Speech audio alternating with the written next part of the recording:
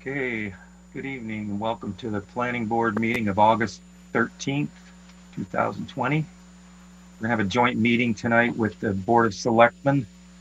Do you want to have to officially open the meeting or is that it open? Yes.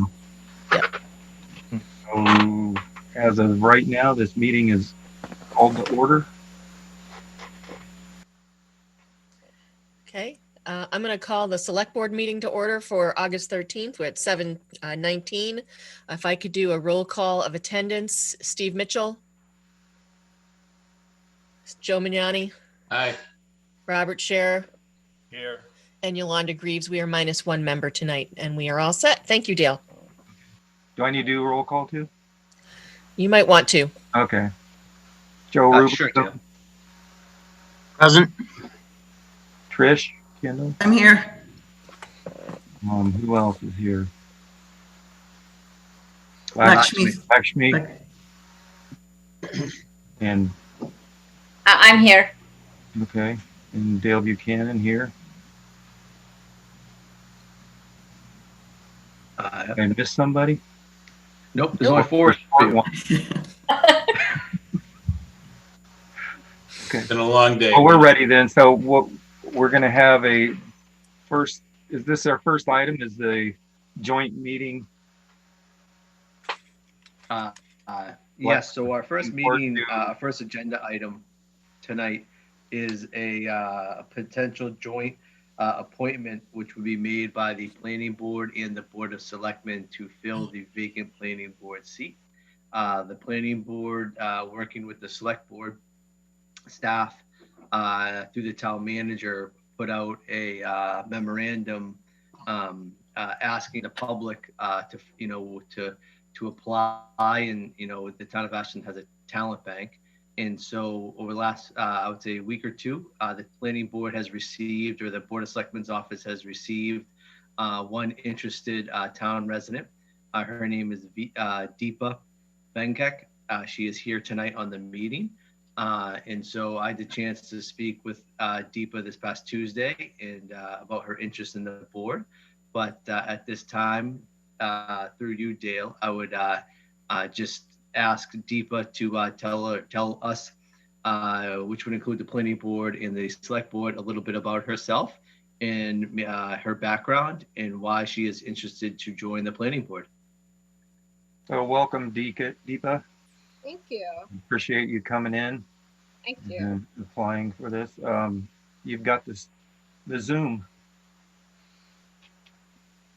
Sure. Thank you. Thank you for giving me this time and this opportunity. I'm really excited for looking forward to it.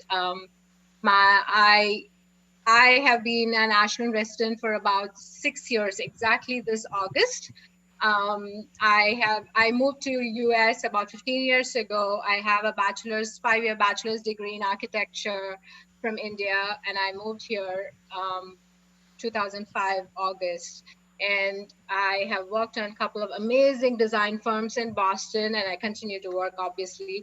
And I worked on different kind of project types. My background is in architecture, but when I first moved here to US, architecture and interior design are totally two different lines, which I didn't realize till about a year after I started my work here, because I didn't have friends or family to tell me, hey, you've gotten into your first job in interior design firm. So I started building my kind of experience in an interior design firm. I worked on different project types, starting from tenant fit outs, workplaces, building repositioning, higher ed. I worked on a lot of science and technology projects, multifamily, and recently a lot of life sciences project as well. So I've kind of touched on a lot of different project types. I think I've stayed a little away from hospitality and I think healthcare are two project types I have not yet jumped into, but it's been an amazing journey so far to have had the different experiences. And I felt like the fact that I saw this ad looking for board position at Ashland, I felt like what better way to kind of volunteer my skills that I've kind of developed for so many years to the community that I live in. And that's why I had an interest to apply and kind of take it to the next step. Okay. And everybody will have to bear with me. This is my first meeting as the chairman. And I understand that most of you had flawless on your first meeting, but You're doing great. not so lucky. Anyway, does anybody have any questions they'd like to ask her? I have one. Okay, So Yolanda. thank you, Dale. So Deepa, thank you for applying. I think it's great. Other than wanting to volunteer, what do you think you can bring to the planning board because of the background that you I think I have? have very strong design skills, which I think has always helped me irrespective of the project type. And what better way to kind of use it to our own community and kind of make our place that we live much better and kind of more welcoming. And Ashland is kind of becoming a very important corridor with the Worcester being developing so fast. And I think we have a great opportunity to stand out there. And as planning board, I think it's a great opportunity to kind of do projects that welcome projects as well as kind of work on projects that are welcoming to people who are not familiar with this community and bring it out on the map. And I think so far what I've seen, if you're doing an amazing job, and I would love to be part of that journey. So I think that's my interest. Okay, great. Thank you. Okay, Joe. Thanks, Dale. And thank you, Madam Chair. Deepa, thank you for stepping forward and wanting to take on this task. It does require a lot of work. You can ask those folks that are on the current board, the planning board now, would you be able to dedicate that time, especially with the busy work schedule that you have, that you currently have? And secondly, have you had the opportunity to look at the planning board bylaws and town bylaws with respect to buildings and things of that nature, to get yourself a little bit more accustomed to what's going on within the community, and maybe see things that need to be changed that you could bring forward as part of this review process? Sure. The first part, I'm already on, I am a board member on International Interior Design Association currently. So I definitely had to make sure that this does not clash with what I'm doing. And I did approach my workplace to make sure that this is something that they'll encourage, because it is going to be a time commitment on a long run. And they were very supportive of it, and they actually encouraged, because it's a great learning curve. As for a growing designer, I think you learn a lot. I personally am studying for my architectural registration exams. I'm certified interior designer, but I'm also studying for my architectural registration exams. And what better way to really actually see things on the field and learn? I personally, I'm more than the books. I feel when I see things, learn it practically, I do better. And I think this for me felt like a great opportunity, and my firm was really supportive of the fact that I was wanting to do this. So I did kind of have an initial, this one, that I'm going to apply for it, and if they were willing to support me on that, and my firm was really supportive of it and said, go for it. So that's the first part of it. And the second part of it, from the bylaws, truthfully, I've started to look at it a little bit. Not, I won't say I know that whole thing a lot, but I think I can change my focus now moving forward. If I'm going to make this commitment, I think it's time to kind of really learn and get into the weeds of this at this point. Well, thank you. I appreciate your honesty. That's very good, and I wish you the very best of luck. It'll be nice to have two architects on a committee, right, Trish? Thank you. That's I right. have been following the Minda School a bit, because I have also worked on K through 12, and I did have that interest. And last week's session was very tempting, because on this side I was listening a little bit on the planning board, but I know the other side, that project was going on, and that was absolutely talking my language, but I really could not commit on both sides. But yes, so I've been following it on a very small scale. Thank you. So, did you want to talk, Trish? I did have a question, but it doesn't have to be in. You can wait a second. Sure. Go ahead, Trish. While we're with the architect. Okay. Yeah, my question is, and I think you partially answered it already. I'm the other architect on board. Obviously, I've registered, and I was told you're my go-to person. I was told that you're my go-to person. Well, everyone on the board offers design points of view and design opinions, and everybody's viewpoint is appreciated. It would be really good to have someone on with, you know, that's trained as a designer. Now, I know that you have your 5-year degree in architecture, but primarily since then, your experience has been in interiors.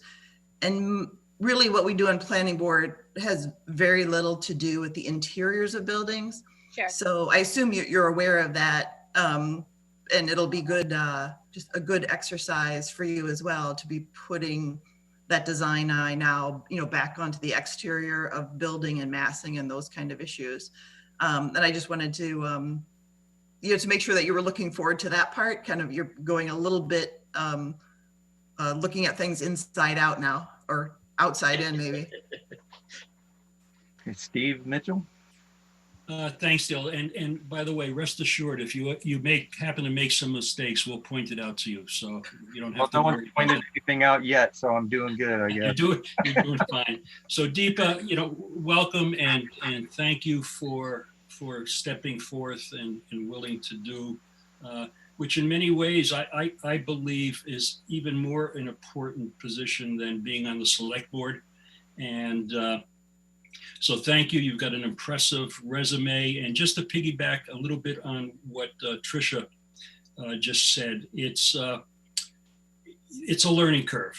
And, you know, there's plenty of resources out there. And I know that despite all of the backgrounds and the work experience that you bring, there's still a significant learning curve. So be patient, and you know, Peter can direct you to some great resources out there for the citizen planner. And you know, at the end of the day, we don't come to these roles as you know, fully formed. So it's again, thank you for stepping forth.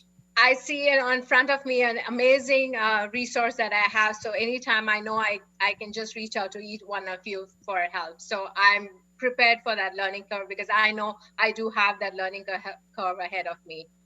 So thank Good. you. Anybody else? I just wanted to add to what Steve said. So I'm fairly new to the planning board, and I am not an architect by profession. So I again, you know, to what people said, everybody here is very welcoming and go out of their way to help you. So I just wanted to add to what Steve said. Yeah. Thank you. And I will add that when I first signed up for this, I did it because I thought, well, that'll be an easy way to get into the town business. Man, was I misinformed or something. Someone led you astray there, Dale. It's not really the easiest. It is very satisfying, but it's definitely not one of the easiest. Definitely. Dale, can I just make a comment, or Yolanda? Yeah. Yeah, so Deepa, it was nice to meet you, and also many of the other folks in the planning board I haven't seen for a while or haven't met yet. And thank you so much for coming forward. As I think other people have said, you seem to have a great background for this, and I'm looking forward to your participation. I do want to use this opportunity just to just mention that, you know, the select board, of course, I think I speak for all of them, we're very interested in how the town is planned and developed, and actually spend a lot of our time on that. And I think the more we can work closely with the planning board, the better. And, you know, some of the things that we've all been working on over the past several years is housing production, affordable housing, maintaining quality of life and open space while also providing for housing opportunities, and targeted commercial development in the proper places and developed appropriately.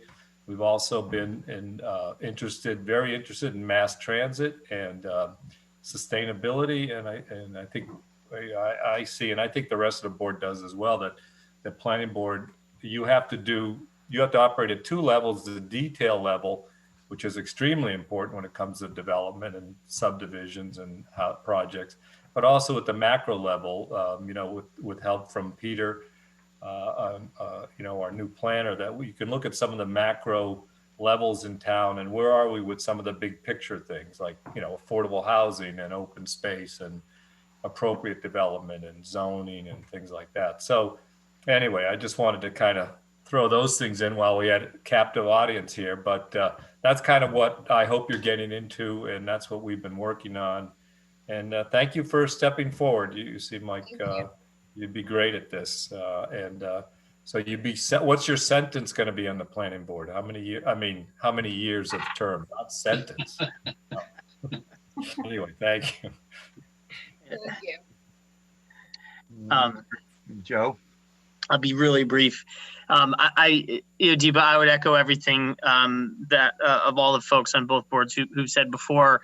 Thank you for being willing to throw your hat into the ring for this and to give this a shot. And I think as with almost everything in life, the diverse array of people that you work with on a common goal, like everybody brings their own element to it. And sometimes it's professional experience and sometimes it's other things. But at the end of the day, I think it's great. And I'd say I thank you and I look forward to working with you in this capacity. Thanks. Me too. Okay. So Pete was saying something today. Is there a deadline for when we need to appoint someone? Pete? Let me know if I have to go offline. I'll be happy to. No. No. No, you don't need to go. What is the term? That was kind of a quasi-serious. When would Deepa's term start, and when do we have to fill it? I guess that's so. Deepa would be filling. Excuse me. How you doing, Peter Matchak, town planner? So the open position on the planning board was created when Phil Williams resigned.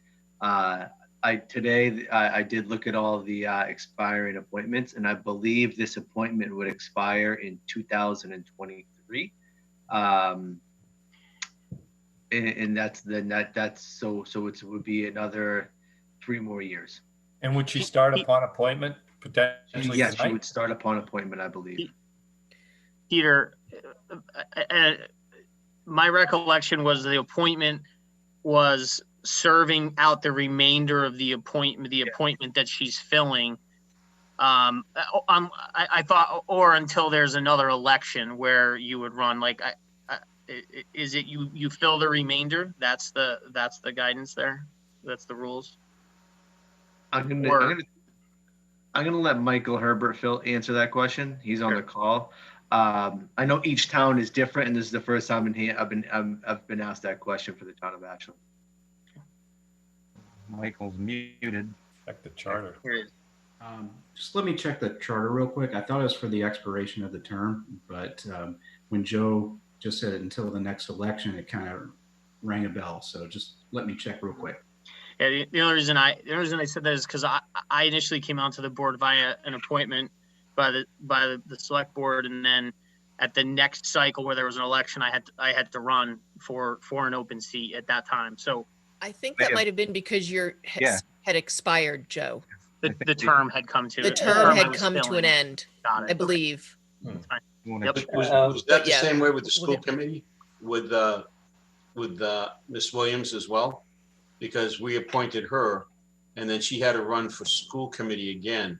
And I don't know if it was because the term had expired or it was because she was a new appointee. It must be that it hadn't expired because the person who ran had just been elected that May.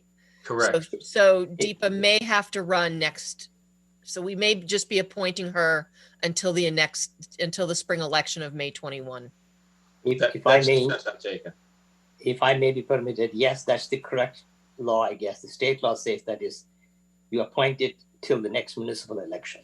Okay. And then subsequent to that, that position gets open and the remaining term she has to get elected for. And then after subsequent elections, then the 5-year term, if she continues, she can do that. Sorry for interjecting.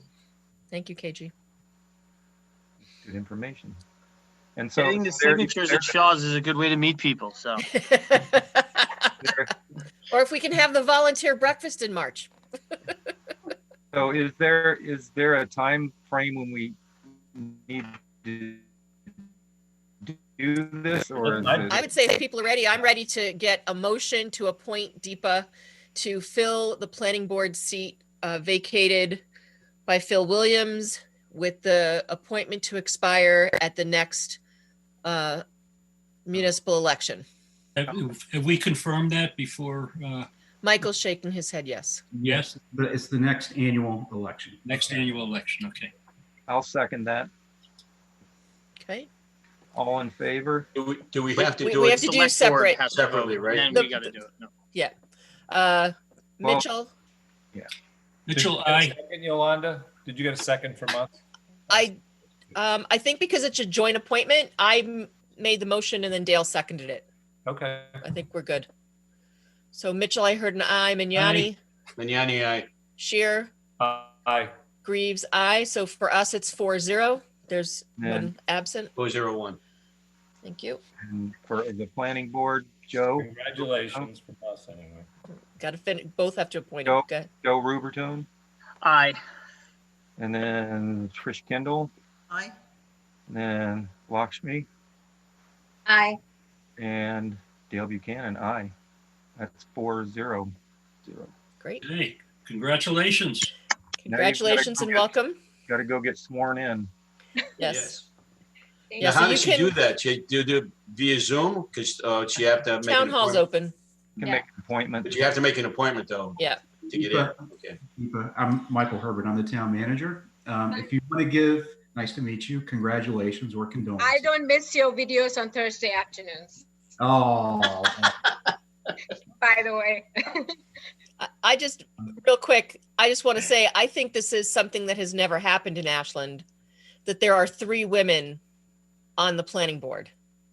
And I think that's something to take note of. So You should have ladies, said that thank at you. You should have said that at the beginning, so we could have discussed that and maybe reconsidered. That's now, yeah. No, it's voted. Like It's now. done. Hey, What was that, Michael?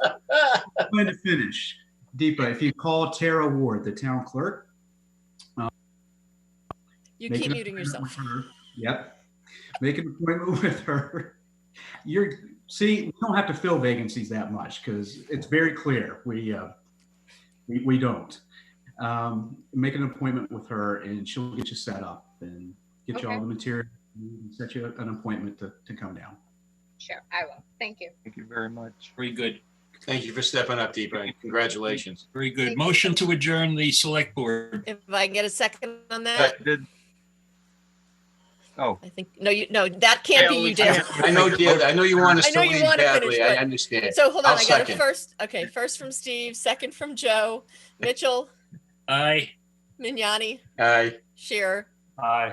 and Greaves, aye. Thank you, All right. planning board, for allowing us to interrupt your meeting. Good Take luck, care. guys. I'm Good gonna luck hang to for a you, minute. your Good luck. position. Your Everybody, first meeting, Deepa. Good. Thank stay you. safe. okay. So, Pete, we're good because we're still in the meeting, right? Yep, we're still good. So we're just gonna keep on rolling in down the agenda. Okay. And so there are a few people on this call that I see. One, Vivian Williams, and I think there's a few people here that are for the Whittemore Estate subdivision. And before we go any further and enter into our presentation with MAPC, I just want to make a note that the Whittemore Estate, the application to modify the AC Whittemore Estate subdivision, the applicant submitted a letter to withdraw the application. And so therefore, I don't want to waste anybody's time that may be waiting around on this call or during this meeting for that agenda item to come up and then just witness a request for a withdraw. So I just want to make a note to anybody that is on this call waiting for that item to come up on the agenda that the applicant has withdrawn the proposal, and you can always contact me in the office with any questions or concerns, but that's where that one stands right now. So with that said, I want to move through the chairman Dale to agenda item concerning the presentation for the Metropolitan Area Planning Commission and I want to introduce Chris Cottrell. Hi, everybody. I just kind of want to go back and give a little backstory and set the table a little bit. Back in 2019, the planner at the time, Sheila Page, applied for an executive office of affairs, a EOEA state planning grant. And the town of Ashland was a grant recipient. And so since I arrived in the town of Ashland and I, we reached out to MAPC to see if they were interested in this project. MAPC was able to actually give us a matching grant of $10,000 to our EOEA grant, which I believe was worth, I believe it was $27,000 to review the current Ashland downtown zoning district. And so with that said, we just talked about the high level stuff, and then we're in the details. This is more one of those larger conversations concerning the zoning district. So Chris is able over the last couple of months to come out to Ashland pre-COVID, and I was actually able to give Chris a tour. And I've had a couple of meetings with him, and MAPC was able to put together a survey, which was sent out to Ashland residents, which we actually got over 300 responses to, which I believe is a very good response for any zoning survey. So with that said, this is the first presentation, but this is by MAPC. However, but this is really the first steps into reviewing the Ashland downtown zoning districts, which were last modified at annual town meeting in 2016. So if anybody doesn't have any questions or concerns, I'm going to hand the meeting over to Chris, and I'm going to let Chris share his screen and let Chris present to us his presentation. I will share my screen.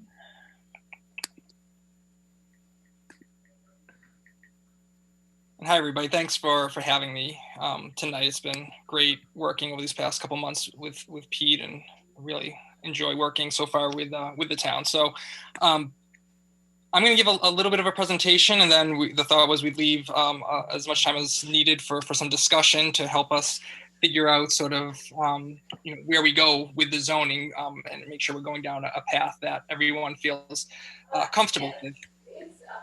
So, Pete gave a lot of this background already that, I just wanted to kind of point out that the zoning, of course, is sort of one piece of the puzzle that leads towards the revitalization of a downtown. And it's one of the important pieces. And when the grant application to EEA was made, three kind of main points that the previous plan to hit was that they want sort of the zoning bylaws. Excuse me, I'm sorry. If you're not speaking, can you please put yourself on mute? There's TV or some background noise right now. At least 5 years, maybe longer. That's the noise I'm talking about. I'm sorry to interrupt you. Thank you very much. I just want to hear you. So the 3 points were they want it to be clear and concise. They want the zoning to elevate the historic character of downtown Ashland, and for it to be based on smart growth principles, given its location, which is relatively close towards near transit. We, as Pete said, we made a tour of the downtown. I also reviewed some of the relevant and recent planning documents.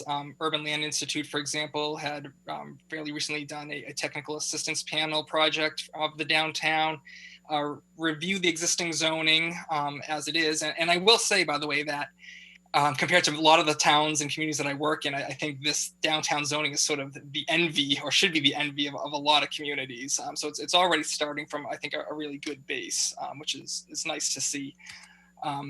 So we got this great response rate from the survey. And so I'm going to run through quickly the questions that we had, what the answers were, kind of what I thought the takeaways were, and then we'll kind of lead into the discussion. So there were 10 questions.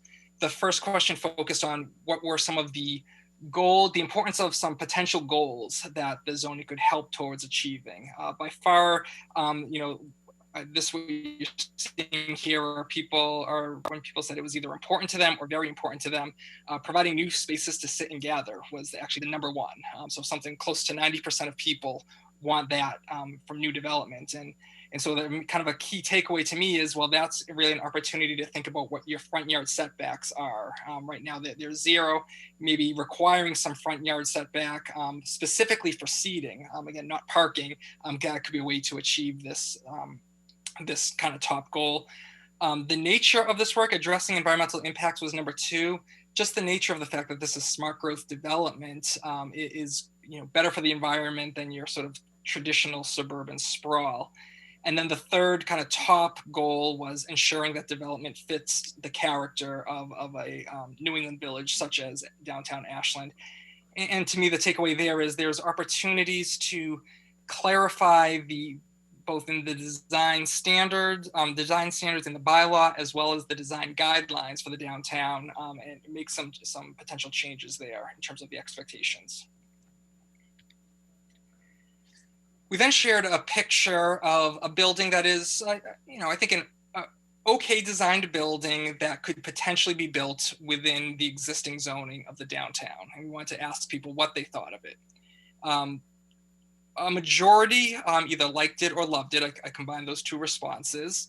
There weren't too many people that outright disliked it. There were a number of people that said, well, they would like this, but only if it was replacing a building that was already a similar size. I think they were kind of concerned because this building, I think, comes across as a bit bulky and large. So to me, this all suggests that your existing zoning, it's on the right track. And again, there might just be some fairly modest design modifications to sort of ensure that future development really meets the sort of what people's expectations are for downtown. We then took that building diagram and then made some slight changes and asked people what they thought based on these changes to help sort of isolate what is actually most important to people. So first, we took away what I'm calling architectural components. So we took away the dormers and asked people, what do they think about this? And a strong majority preferred a building with dormers. It adds visual interest. It helps break down, again, the visual bulk of the building. And so that's something that is suggested in the zoning bylaw. And I think there's an opportunity to potentially strengthen that to actually requiring something like this in most cases. And then we looked at different roof types. So the base building was a mansard roof. This one now clearly is, of course, a flat roof building. The majority of people do not think that flat roof buildings are appropriate in downtown Ashland. And one of the things that I found sort of interesting about that is that your downtown, which has multiple sub-districts, the B sub-district specifically recommends flat roof buildings. And that's also despite the fact that I think with the exception of maybe the Masonic building, you have very few historic buildings that have flat roofs in the downtown. So again, that's another sort of indication that maybe we need to make some changes to the recommended or required building types in the bylaw. And then we showed a gable roof. I sort of expected that this would be, people would gravitate towards this, and they did, but they also liked the mansard roof just as much in most cases. So it shows that both of those roof styles, which are of course traditional, are things that the community likes and would expect to see in the downtown.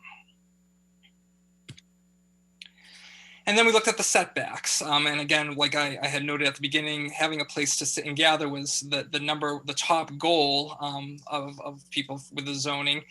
So we showed a building where we pushed it back a little bit, put some front outdoor seating, and again, a very strong majority want buildings to have a small setback as opposed to being right up against the street.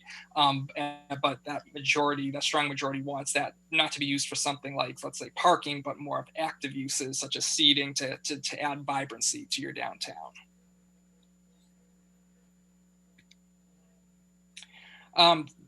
this one, this was not a surprise, but we wanted to sort of just, again, to put it out there that, do you think that the ground floor buildings should have lots of windows or should have a lot of blank spaces? And, again, something like 90% of people do want a lot of windows. I think that's especially important when you have commercial space on the ground floor. And increasingly, I'm seeing in zoning bylaws, this actual sort of percentage required, at least on the ground floor, is often now explicitly stated. And I think that's a pretty clear and strong opportunity to add to the zoning bylaw. This one also was not much of a surprise, but we wanted to test it and see what people thought. And in some cases, in communities I've worked with, people are more comfortable with having taller buildings when they're set back away from the street, behind a shorter building. In this case, in Ashland's case, people were not supportive of this, something pretty overwhelmingly, around 70%.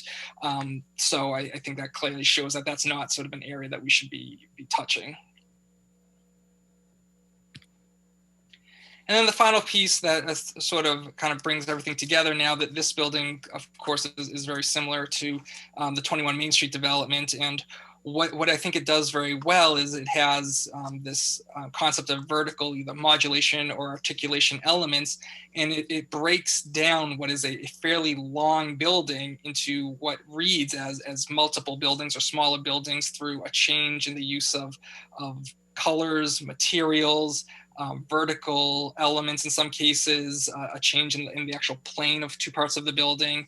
And people seem to like that. Again, around 70% of people thought that this would be important or very important to include. And so that's something that could be added to the bylaw. And then the final question, shifting gears, was a question about whether the downtown district should be expanded in any direction. Not too many people said outright no. Around a quarter of the people said yes, and they had ideas on where they thought that this should be. A majority of people just frankly didn't know. They didn't have an opinion, and that could be because they just don't have an opinion. It could have been because the survey wasn't extremely clear to them. So I think it's an idea that might be worth exploring, depending on what you all think further, but it's clearly something that's going to take more sort of education and community input if we do want to go down this route. What I did do on this last slide was I wanted to see where people thought that this should be. A number of people, and this is in the sort of lighter red line, said it should go along Pleasant Street towards the commuter rail station across the street from where it is now. So it's on the south side of Pleasant Street is the ADD-A district. People thought that it could be expanded to both sides of the street.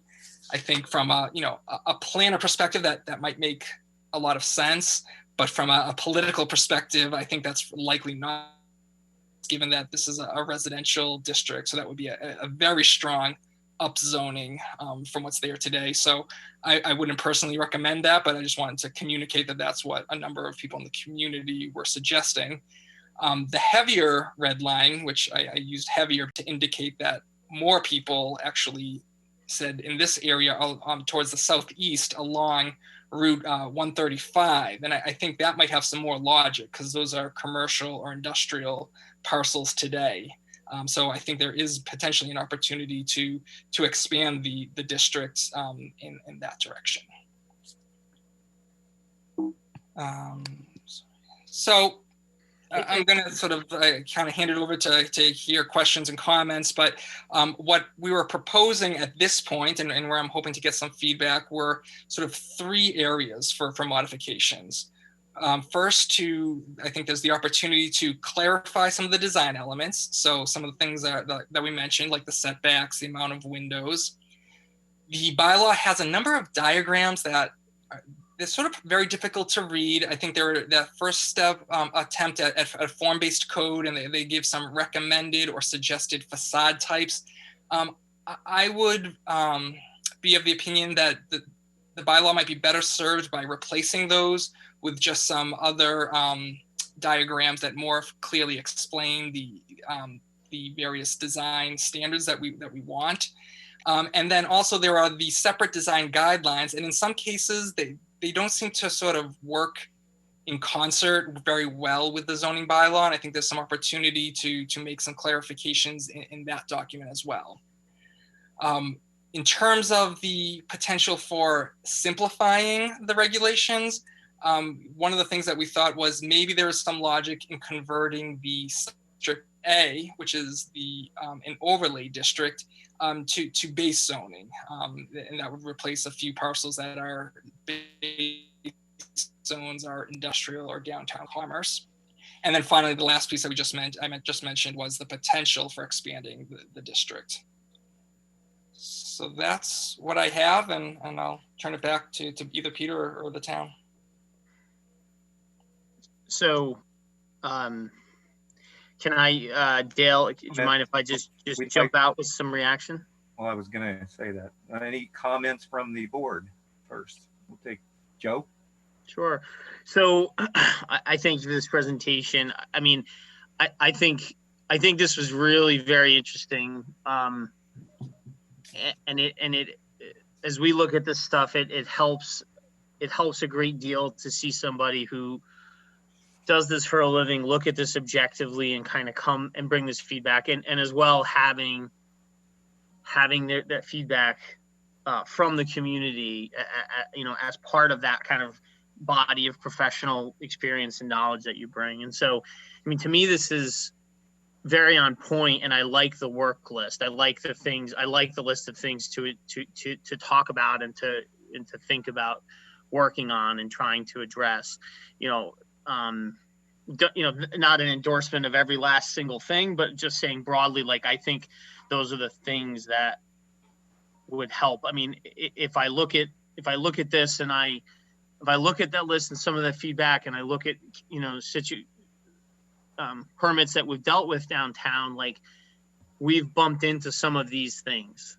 And so, like, it's very interesting, that the respondents as well as the feedback here kind of resurfaces those items. And so to me, it's a really strong indication that, like, that's a good work list and we should go down that path.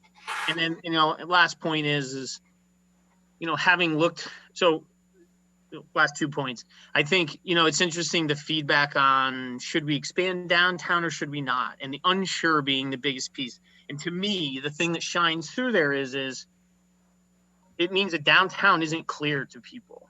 And it's not clear to people because there's a railroad there and there's some natural kind of structural pieces that make it's not your typical Main Street. It's got a little bit more, there's more dimension to it. So it doesn't surprise me that people were unsure about that, because how it all comes together is something that I think we're really, like, as a town, we're trying to wrestle with that. We're trying to make headway. We're trying to, like, go down that path. So that, that was interesting. And then last point, having looked at the zoning map and looking at downtown and looking at the different zones in kind of this general downtown area, there's just a lot going on. And I do think it is perhaps a little more complicated than it need be. And that I think that's, going down the path of trying to simplify it at some level. I mean, not like, nothing crazy, but I do think some simplification and clarity would help us as a town kind of move along the lines of our objectives. And so thank you, and I'll pass the mic. Thank you. Tricia? Yeah, I had a couple questions. First of all, I was wondering if the images that you were showing in that presentation with the different, when you were asking questions about different roof types, is that the image people were given? Was it the only image they were given? Yes, that was the only image that they were given. Okay.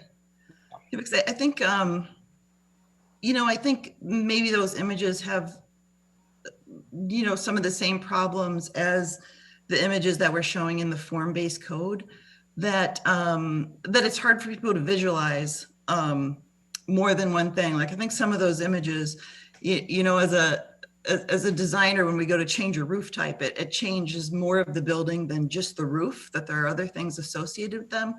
So even to me, like, some of the roofs, some of the examples given look good on that building, and some of the images, like the flat roof, look didn't look good. It wasn't a good example of a flat roof as one versus one that you can actually find in the community, or that's done by a good designer. We actually see them all around us all the time. And maybe we don't notice, you know, so much. So I wasn't sure about sometimes when asking for opinions, if that's the images they're based on, I would probably vote no flat roof too. But if I look at examples around me, you know, I like them. So I'm not sure about that. And the other thing I was wondering about in form-based code, one of the issues I think that has been coming up as projects are presented to us is that, you know, obviously the diagrams have to be very simple in the book, and often, I won't say often, sometimes the designers that are working on these don't really know how to effectively apply those ideas. So as long as it looks like the picture, then it's okay. When really it's a lot more complicated than that, you know, when you get into the details of design. And so, you know, I was wondering if there's examples of, you know, is there ever a requirement for a registered architect to be on board with projects? We've had projects presented to us where there was no architect, you know, that someone was doing the designing, but it wasn't someone with experience. And I'm wondering, is that unusual to require a professional with a license to be involved for submitting buildings of a certain scale? Because I think sometimes the code is, you know, it's a diagram in the book, and you have to understand that a real building is more than a diagram, right? And I think there's. So I'm wondering if there's anything like that, and that becomes part of bylaws in other places. Well, thank you. I appreciate both of your comments. I think, you know, one of the things often we do is instead of showing sort of a diagram the way that we did it for this survey, we do this, you know, visual preference survey. So we'll show a bunch of pictures and see what people like. You know, the downside to that is often sometimes people see aspects that isn't sort of isolated to what we're focused on. So it might just be that they like the pretty window boxes on the building. Right, so, sure. You know, I appreciate that this way that we went is clearly not perfect. And I think that's something that to consider for the future, was to try to address ways that were not also perfect in terms of gathering feedback. In terms of the requiring a registered architect as part of the bylaw for submission, I can't say that I know off the top of my head if that is done. Pete, I don't know if you do from your experience, and it's something I'm happy to look into and pose that question to MAPC where people with other experiences might have come across that. I can certainly do that. You know, I think for I can just speak from my experience. You know, the major projects that I've always worked on, there are registered architects on board. Do the bylaws specifically call out the need for a registered architect? I would probably say no. However, and I've spoken to, and I would always state this: the better the team that the applicant puts together that would bring a project forward to the planning board, the smoother the process is with the planning board. And so for all the great projects I've worked on, one of the common threads is there was a really good architect and there was a really good engineer that could tell me why the stormwater works in such a certain way and why this is a great thing for the town. Very similar to an architect. You know, the architect can spell out why the building was designed in such a manner to help promote the building and or feed off of the existing buildings that the property is surrounded by. And so can we make it a requirement? I think you know, I think I'm happy to look in and research all other towns and how they kind of challenge this or tackle this challenge. But I think this is something that obviously is part of the bigger conversation. Yeah, and I'm not trying to, you know, obviously I think there's value there. I don't think it's the only way to get to a good product, but you know, as we know that recently we've gone through projects where you're really having to handhold people through this process that they're just not experienced enough to get to the point where we can get to a yes on projects.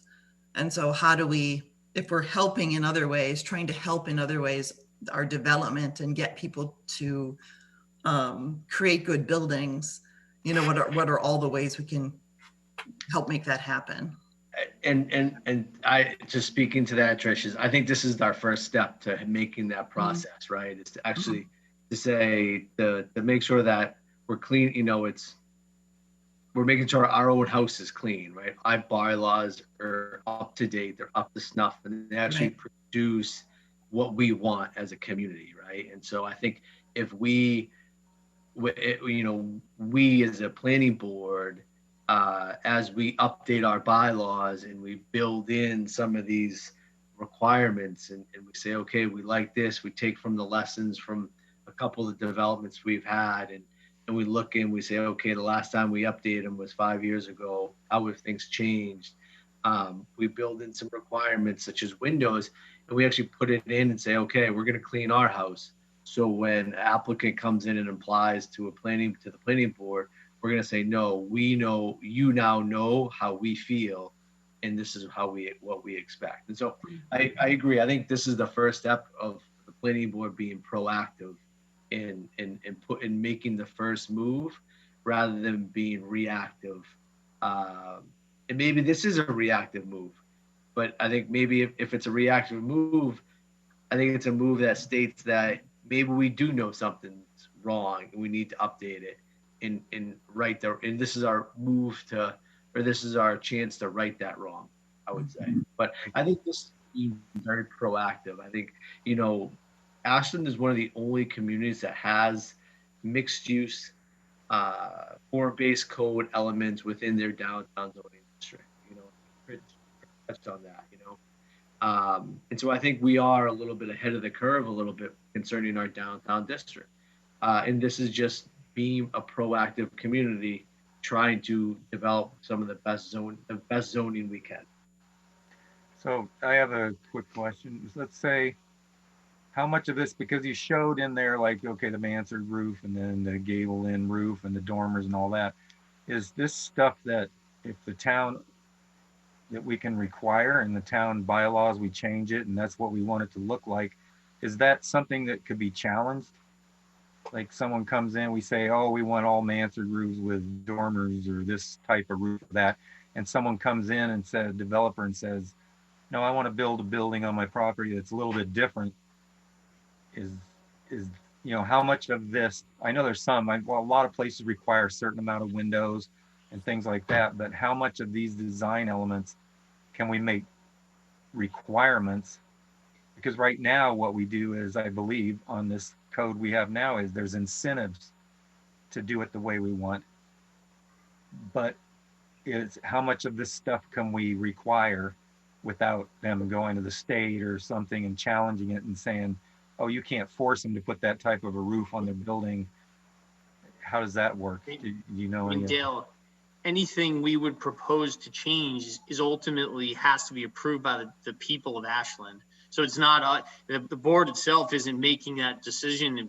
If the townspeople of Ashland vote for it in a town meeting, then I understand that. That's not my question. Is, let's say the town people vote for it and they only want mansard roofs with dormer windows, and a developer comes in and says, no, I want to put a gable end roof on my, you know what I mean? Is that something that'll stand up where they can just say, no, I want to do it and do it? Or is that something that legally they can't do, so they just can't do the project? So, I just have a question of that, because there are things that you can't force them to do, that, you know, and on their property. And I'm just wondering how much of these, how far we can go with requiring certain elements, and how much of it would be incentive motivations. Will give you a little bit of this if you make it look like we want it to be right now. So is that an issue? Or if the town votes it and says we want all this kind of a building that all looks the same downtown, that's what they have to build, I guess is my question. Not Joe. I understand what you're saying, Joe. If the town decides they want that and they vote it in, doesn't always mean that it's going to pass the, you know, the legal, you know, hurdles, whatever that is. So I'm just kind of wondering how much of these elements we can require, and still be Sure. legally sound? Could I address it then? Okay. That's a great question. And I think you're right to sort of raise it. As you know, every bylaw that's adopted has to be approved by the Attorney General.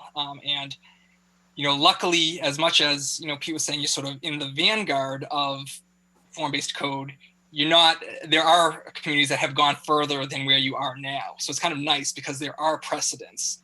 And there are precedents that do require certain roof types, and they get to the point where they require what types of pitch for the certain roof types are required. And this is in their accepted bylaws that was passed. Now, could a landowner challenge this and raise it up to the state Supreme Court? Yes, they could. I don't think there's been a case that has yet made it to that point, and so we don't have sort of a legal kind of case basis, as opposed to some other things. Like we know you can, for example, you can limit by FAR.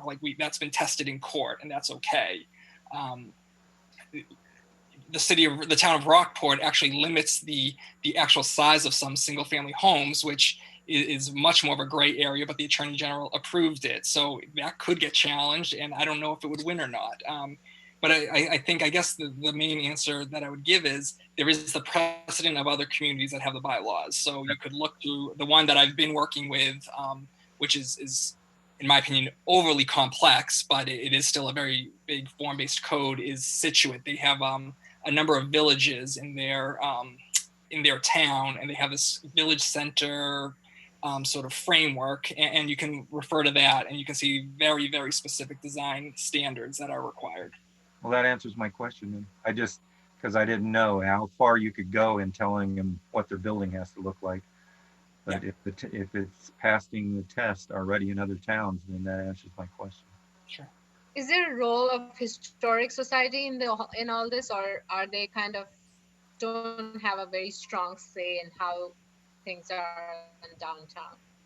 I'm guessing there, to a certain extent, that also plays a role in how the buildings turn out at the end of the day.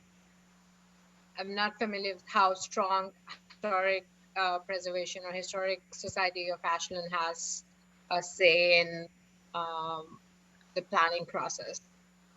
So I can answer that. So Deepa, I would say the Society of Historical Committee, I would say no.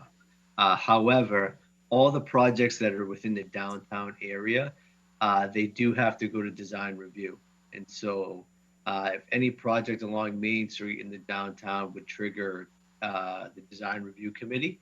And so that's the committee that was formed to help, create a better design. And so for the town's process as it stands right now, the design review committee makes a recommendation to the planning and then moves through the process from there. Thank you. That's good to know. Any other questions for Chris? All right, we'll let Mark. You have a comment, Mark? Okay. Thank you, Mark Tassoni. First of all, I want to say that that was a great presentation survey, and it's kind of shows a go forth in future to upgrade what is going to be could change and what should be right. And the compromise part is either the roofs or the zoning, the bylaws, which I did help get through with the town meeting, the form base I got passed by town meeting and Attorney General. And so when you start talking about the form-based codes, that perked up my curiosity and my interest in this. And your survey showed a little bit of what form-based can be with the roofs, gables, and stuff like that. That it's understandable. But you gotta have to also make sure that when you want to talk to the developers and put in what you suggest to what they already have, it's got to come down to a middle line compromise so be both happy about that. And to show all together is not that easy at times. But then again, when you start talking about form base and the town that you said, I think it was Situate, that it was worth knowing that another town has that down there. But developers and planning board to talk together and compromise is the best way to go. And your survey that you did came out great, 100% great. Thank you. Dale, I just have one question. So my question was, if you've done similar surveys for other towns, was the survey that was done for Ashland comparable, or was it customized for Ashland and Ashland's demographic? This survey was the first one I've done, and it was mainly due to being the fact that we're in a COVID era, and so we couldn't do sort of a traditional in-person meeting, and so we thought, how can we kind of get at the people? And it was also customized in the sense that, like I had noted before, so many communities that I work in don't even allow mixed-use development, let alone getting to the point where they're looking at form-based code and whatnot. So because, as I kind of said at the beginning, it seems to me that Ashland's so far ahead of the game. The focus is more on sort of these kind of design aspects more than other communities where we're focused a lot more on what types of uses do you want to see in town? Another big question is often, should there be affordable housing and what percent, which I know is also important to Ashland, but Ashland's going through a separate process to look at it, do a housing production plan and inclusionary zoning. So that's why we kind of kept that separate. So I would say it was a mixture of both of kind of the situation that we're in and looking specifically at what are the needs for Ashland. Yeah, and were the results pretty comparable or were different because we were Ashland? Is that? I think if I gave this to other communities, I would expect it to be fairly similar. I mean, most downtowns, New England towns, they tend not to love flat roofs, regardless of which format we try to get that information. Some communities, like in Concord, where I'm working, they were actually pretty supportive of having some taller buildings as long as they're sort of effectively shielded from the frontage of the public right of way. And that's not the case in Ashland, but that just sort of depends on the case. But I think generally speaking, it's what you would expect from a sort of mid-sized New England town. Okay, thank you. All right, so what's the next step? Where are you at and what's the next step or phase of this? Do you want to take that, Peter? Or do you want me to? So I can both take that. I think we both can, Chris. So the next step is, I think tonight was the first kind of step in presenting the board the results from the survey and really kind of talking about next steps forward. So I think, from the survey and from the response of the board members and some of the conversations I've had, Chris has put together a memo and he has reviewed the zoning of this. And so I think the next steps will be to help, for me, I would say to work with Chris, myself and Emma to work with Chris and to start to bring maybe some ideas of how we could actually how we could hit those 3 points rather concerning clarifying the bylaws, better design graphics. With 2 architects now, I think that will be a huge help. And really, I would say at this point, I think the next step is to get a little bit deeper into the details concerning what changes do have to be made. I think tonight we're just looking to scratch the surface, kind of kick off the process and then move forward. And so one element I do want to just touch on, maybe let Chris touch on, is the level of density in the downtown. From all the response, and Chris, maybe you can kind of touch on that, how density kind of played off in the survey and how density is needed to bring, vibrant downtown, keep up with keep a very, vibrant downtown area. But I think the next steps moving forward would be to be able to come back to the planning board probably after Labor Day and present actually proposals on how we actually are going to change the zoning or would like to change the zoning, and then really get the planning board's feedback. Yeah, I know for me, I like to have something to shoot at. So I would be prepared for the next planning board to kind of give sort of an annotated bylaw, just to give sort of get your reactions and see if this is still the right track and what needs to kind of be changed. Yeah, in terms of density, you know, that wasn't something that through the survey came out very strong.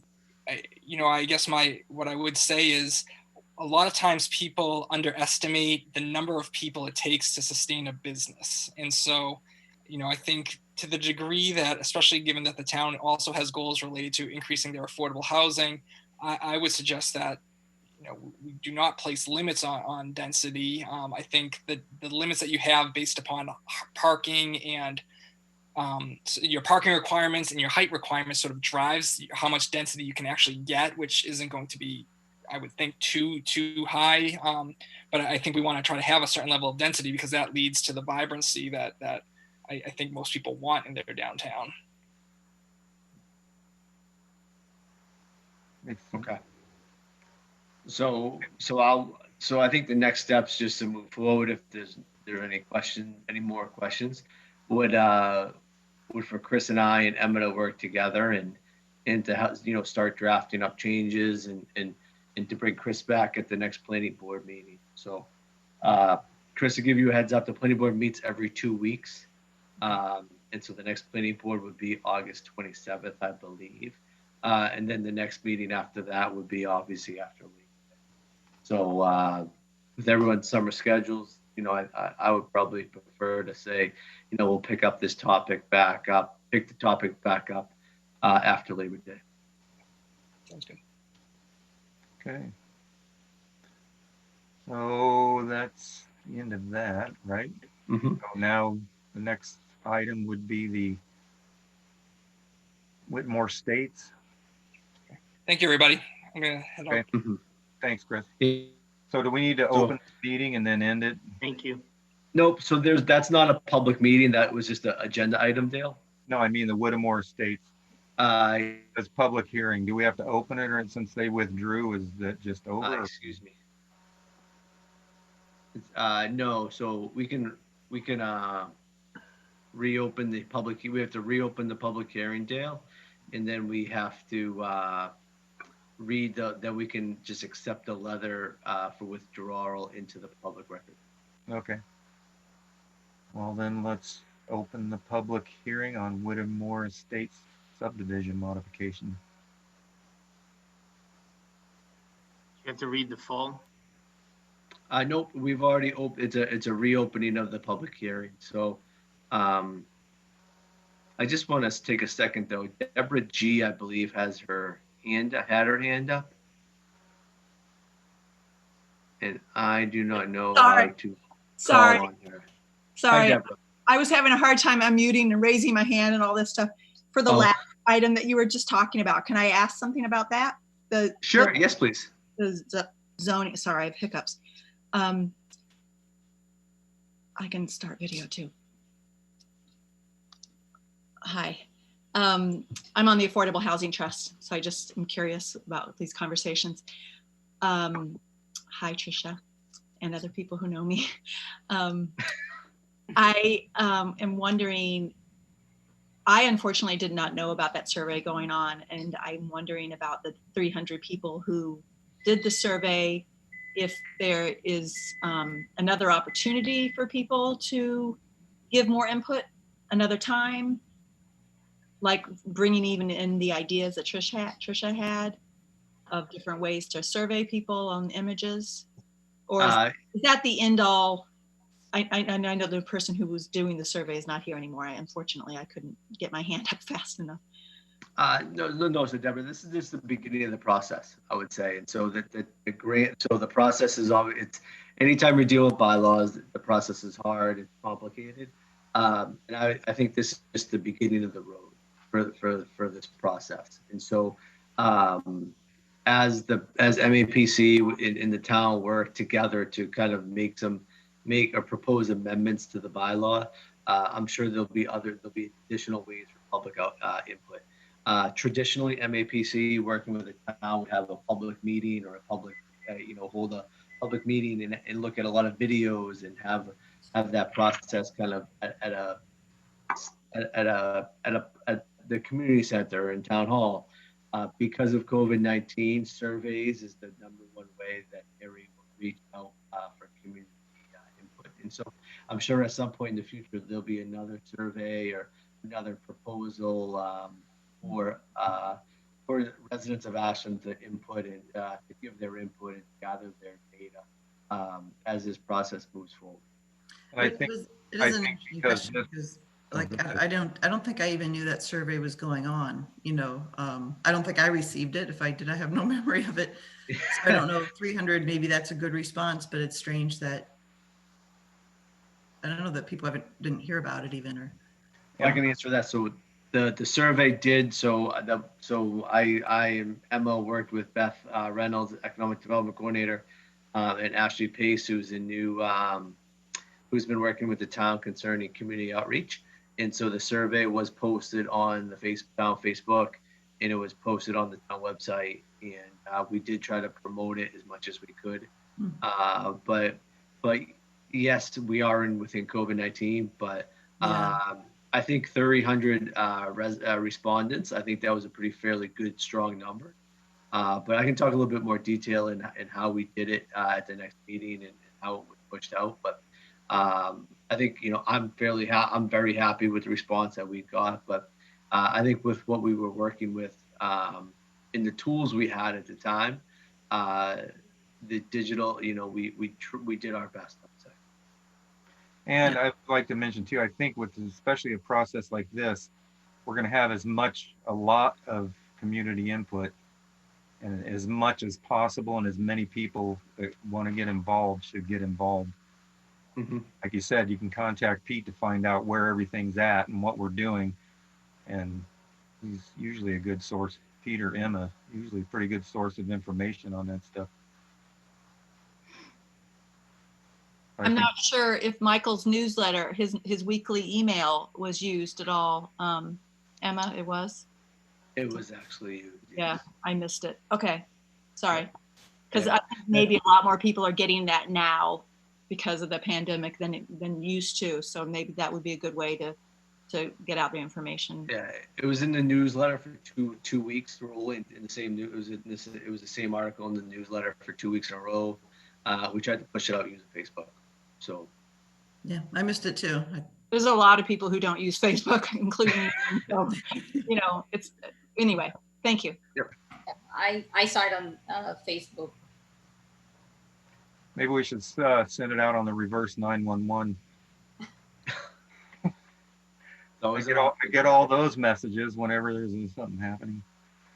Pete, was it on the Ashland tab though?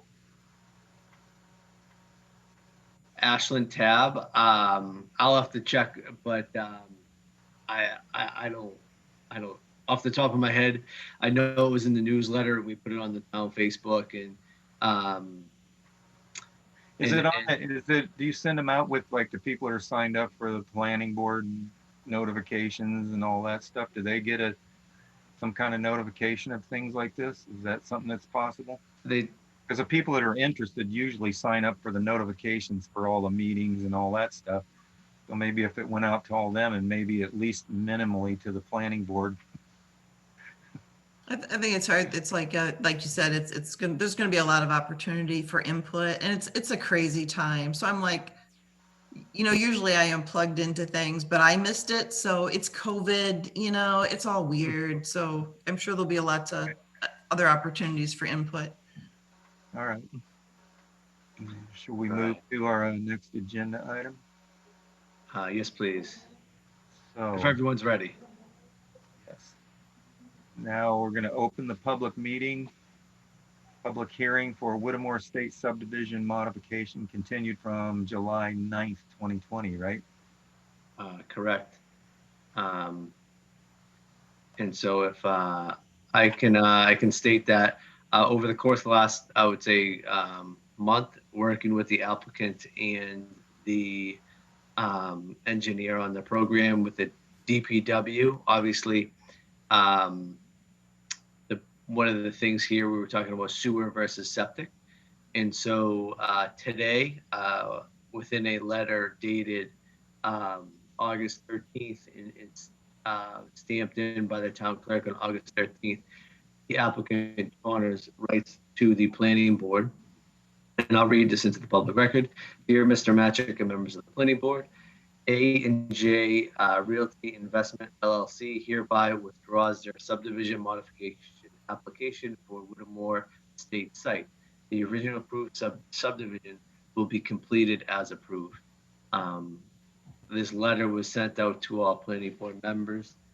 And so the owner, the investor here, is looking to go back to the original plans that were approved by the planning board in 2016 and build the subdivision as approved. And so in this case, all the house lots will include septic systems and wells as previously stated. And they are abandoning the proposal of putting in and/or implementing a private force main sewer, which would go through a wetland and then also would have to enter through a 10-foot wide easement on private property, which would connect to a town of Ashland sewer pump station. And so in this case, they're just going back to the approved plan and that's it. So then I would probably, since they're doing that, entertain a motion to close this public hearing. So moved. Anybody second? Seconded. Okay, all in favor, we'll do a roll call. Trish Kendall, Trisha Kendall, aye. Joe Rubertone, aye. Lakshmi Krishnan, aye. Dale Buchanan, aye. That passes 4-0-0. And this public hearing's closed. And that is over. Now our next item. Our next item up is the discussion of the current status of the construction project at 128 Main Street. And so on this call, I do see Philip Jack, who is, I assume, will be representing the applicant. I do also want to state, and Dan, the architect for the project. And I will state that the planning office has received updated renderings and a detail of the proposed architectural shingling that is being proposed for the building. And all those documents have been sent out to the planning board. And I believe the updated renderings have been posted on the town website. And so with that, I would ask through the chairman to hand the presentation over to Phil Jack, Attorney Phil Jack, to give us the board a update on where the construction stands and steps moving forward. Okay, Phil, do you want to fill us in? You're on mute. Yeah, I could fill you guys in a little bit. Yeah, I'm going to hand it over to Dan. okay. Okay. Yeah. So you're looking for the construction status as well? Yes. Give us a little update. The whole rundown. Yeah. So interior wise, they are, working on finishes, hanging doors and everything like that. So they are pretty far along. Yeah, in that sense. So, really exterior wise, we're just focusing on how we could remedy all those items that we talked about last meeting and sort of work with you guys on that. Let me, give me 1 second here, sorry.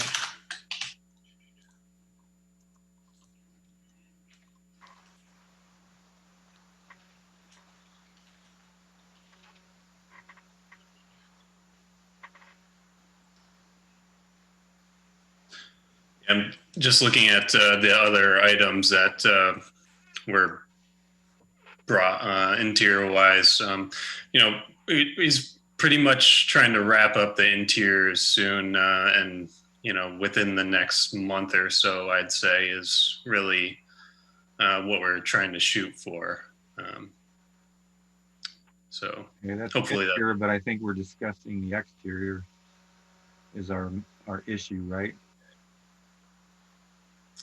So you want to? Yeah, this is a different. I was just giving you guys a sense of the overall construction status, as you guys said. So, yeah, I could pull up my screen for the newest rendering if you'd like. That would be good. So, yeah, I mean, I think just to where I think this is, and I'm a singular member here, but I think you guys have submitted another rendering of the building with kind of your proposals of how you're proposing the building be finished. And I think we need to stare at that as a committee and provide feedback, I think, right? Yep. Yeah, absolutely.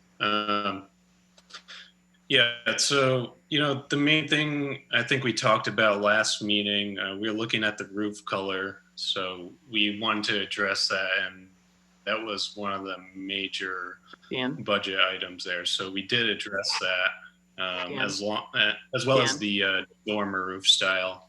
Dan? Yep. Excuse me, I'm sorry. Could you please, since you're presenting this, could you please present the rendering for the public and for in general? Oh, yeah. Sorry. Follow along here. Thank you. Give me 1 second. Sorry to interrupt you. Yeah, no problem. Sorry about that. So hopefully you guys could see the screen now. We can. Thank you. Yeah. So again, the main items that we took away from the meeting were the roof color. I think overall we were talking about how that black roof didn't really work, and I think this definitely softens the look of that. Another item was the dormer roof style. We talked about the hip style roof.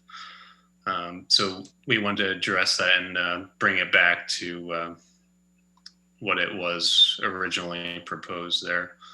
And then the other item that really stuck out to us was the balcony railings. So we want that all to match around the building as well. So we address that in the front. And yeah, I think we agree with your comments from last meeting that vertical railing is a better look there too. So yeah, I think if you want to comment, but overall, I think we're looking to see if you guys are willing to put a vote to this, and if there are other outstanding items you'd like to see changed, maybe part of the vote there. So, any comments from the board? Let's start, Joe. Yeah, I'll jump out here. So I'll defer to probably some other folks on the board in terms of the shingles and the coloring. I do think it looks better. I do think it softens it, and I do think it's more in line with where the final approved shingle coloring and texture was. So I do think it's a meaningful step in the right direction. Interested to hear what the rest of the board members think on that. Just to kind of go through everything quickly here, I think the railing correction makes sense and looks good. Having the same metal railings in the front as on the side. I do also notice that the air vents on the mansard roof there, I think, the comment was that they were extending all the way down to that white ridge line. In this rendering, you've addressed that, and they are not occupying all of that space any longer, which I do think also is more in line with the final approved view. And I do think it looks better. But also with that, anxious to hear what fellow board members feel. The piece that I don't have here that would to me be an outstanding item that was addressed in the last discussion was the front door. So the door was significantly scaled back in terms of the amount of windows on side, above, transom and so forth. And the door as built, as it sits in the building now, looks like it's, more appropriate for kind of, I don't know, a side entrance to a building. So I think unless you have renderings or some kind of proposal around that, like, to me, that would be one outstanding item from this rendering. I guess two last pieces. I see the boxes around the side above. So on the side of the building, the rear two sections between the railings there. I mean, I see the boxes. You know, it's a completely inconsistent design element. It wasn't supposed to be there. I don't think those should stay. It's certainly pretty well hidden, but for Main Street, I don't think they work. So, my opinion, those boxes should go and it should be siding in line with the plan. And then, last thing, I do notice the eaves above the windows on the third floor in the front, as well as I guess the eaves on the side. I think they look much better with the three sides versus the kind of one-dimensional that's physically on the building now.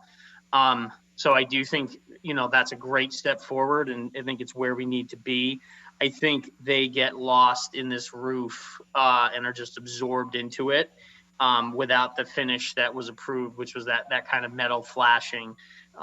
So like, I do think that's kind of like the, I think I kind of would call that like the, it's a nice finish that I think gives design, some detail to the building, which is ultimately what we approve. So from my perspective, I would want to see those. I mean, the way they're squared off is great. I think we just got to get the metal flashing on those.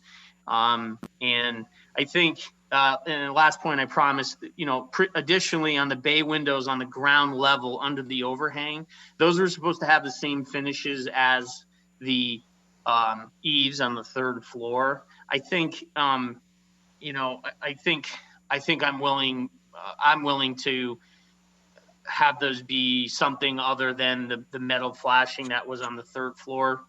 They're relatively hidden, and like, I think I'm probably willing to compromise on those pieces on the bottom. But again, I think looking to see other board members' thoughts or feedback there. And I think that's it for me. Dale, do you mind if I jump in for 1 second? Go ahead, Phil. Yeah, I noticed that the metal was missing on the third floor as well, and I talked to Carlos, and he's fine with putting that back down. Yeah, that was one of my comments too, is they'd like to see that. These just blend in and disappear. It was a nice feature to have those accented with the metal. Just an oversight. Yeah. Okay. And go ahead, Dale. Sorry. Go ahead, Joe. And like, so I think that's great, and that's a good answer. I just would want to, since I do think there is going to be one outstanding item that would stop us from kind of wrapping tonight. My opinion only, the front door, and having that detail, understand what the plan is there. Like, I would love, if this does go for one more meeting or we do regroup on this, I would love to see the final, the flashing as proposed in the drawing on these, just so there's really there's no gray zone, there's no room for error on that. Just a process ask there. So I agree with that too. And my other thing is the siding too, even on the sides. And the main reason is when you're driving down, the sides are really not hidden.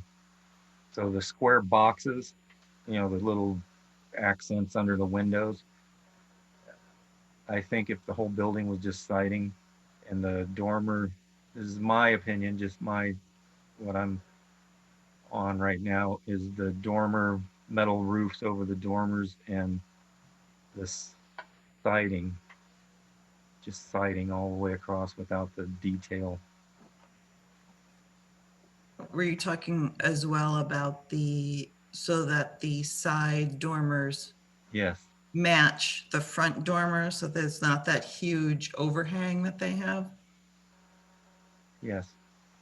So if they go to match the ones that now are on the front, which don't have all the little swoops everywhere, but that would be a concession potentially to get the other stuff back where it should be. Yes. I agree about the door. We talked about that a lot last time, and I thought we were going to be seeing, an up-to-date three-dimensional model that shows the building as it was built, which which is different than the original, obviously different than the original model we were shown, or that you guys were shown. I weren't here at this time, wasn't here at that time. And the way it actually sits now. So here it's still hard to, it's still like the bays aren't, I don't think the bays windows in front aren't like they're built in the front door. So it feels a little hidden to me still, like we're not seeing what's actually there, because we talked about how those bays are much heavier in real life than they are on the rendering that was approved. And so before we, I just don't think we should approve something that we can't really still see. It's a little hidden. Like now we have this one view, but where's the door? Where's the bays? Do we get to see it in context that those things aren't changed and they aren't like the rendering? We need to be able to see exactly what we're approving, I think. And also, I also think if you can get a rendering of the other side of the building too, because I know we're talking about the front is right on Main Street, but this building, you can see it from every angle on every street around it. So it's really not like the back is hidden. It's, what I mean? If we fix the front, you just drive by that. But when you go around the corner, you're coming down, what I mean? That the sides and the back matter because you can see them from everywhere. I think the sides are as important as the front. That's my opinion. Yes, I mean, I think it's a hard process going through this every time that that I feel like it's just trying to get one more thing, like one step. And it's like, I think from the beginning, we weren't looking for just one step, like it was a big overhaul, and so it's been going kind of slow, I think, because we need the process to take a big step forward instead of one little step at a time, so we're repeating ourselves, I think, every time we talk about this. Every time the improvements are good, but I think every time it's like, well, what about this that we talked about, so on those kind of things, I defer to, to Dale and Joe, who were here during that whole year-long process. And I'm reading the importance that they, and the importance that those things were, that was placed on these elements when they were discussed originally, and the hopes that they had for this building after that year-long process. So it's definitely always moving in the right direction, but I'm continually a little frustrated that it's just, it doesn't take long to change it doesn't take long to change the roof color. It's a click of a button, on the model. So, and I think from my perspective is that I would like to see, and this is what we went through too when we approved it. We wanted to see the actual, that's why that drawing, the elevation that we had that we're going off that's on the sign in the front that we approved, was because there was talk about, well, we're going to do this and this and this, and we want to see it, because if it's like, well, it's going to kind of look like this, but we're going to change this and this and this, I think we need to see a rendering of exactly what you're talking about. You know what I mean? And like Joe said, show the front door, a front view and two side views of what actually all the changes you're proposing are going to be. That's my opinion. No, I agree. I think we've asked for those things several times now, and we kind of always get this view. And it's not exactly, I mean, like you said, it's not showing everything. And even on this one, this rendering, if you look at the bay windows down, they're not what they look like now. So does this mean you're going to change them to look like this drawing, or are you going to leave them the way they are? Yeah, if I could just cut in, the intent there was to show them as built. So, obviously rendering is never going to be perfect and exact, but we're trying to get it close. Obviously we need to do a little better on that. They're a lot heavier than that. I mean, most of them are covered from this angle. You can only see one way at the end, really, what it looks like. But that's why it'd be nice to have a straight on view and some more views. And I know, we keep asking for these things, but that's what we need to see. And if you just, if you come up with that, then maybe we can take a vote. If it, if all these features you're talking about are in there, then, but I'm hesitating. I don't personally really feel like voting on, it's kind of look like that, except we're going to change this, and this, because that. So why don't we just punch list it, folks? Like literally, let's just walk down the list. Like, these are the things that we specifically want to see. If we want to get through an approval at the next meeting, right? These are the views that we need to see.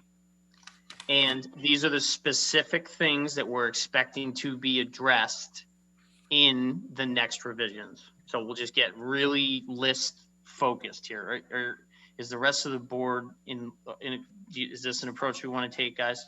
Count me. Gals? That Okay. feels good. Okay. So the first thing is we would want to see this rendering updated for the changes that we're going to punch list. And Dale, just jump in if I mess this up. We would want to see a front rendering, which gives us full view of those windows, those bay windows in the front and the front entrance.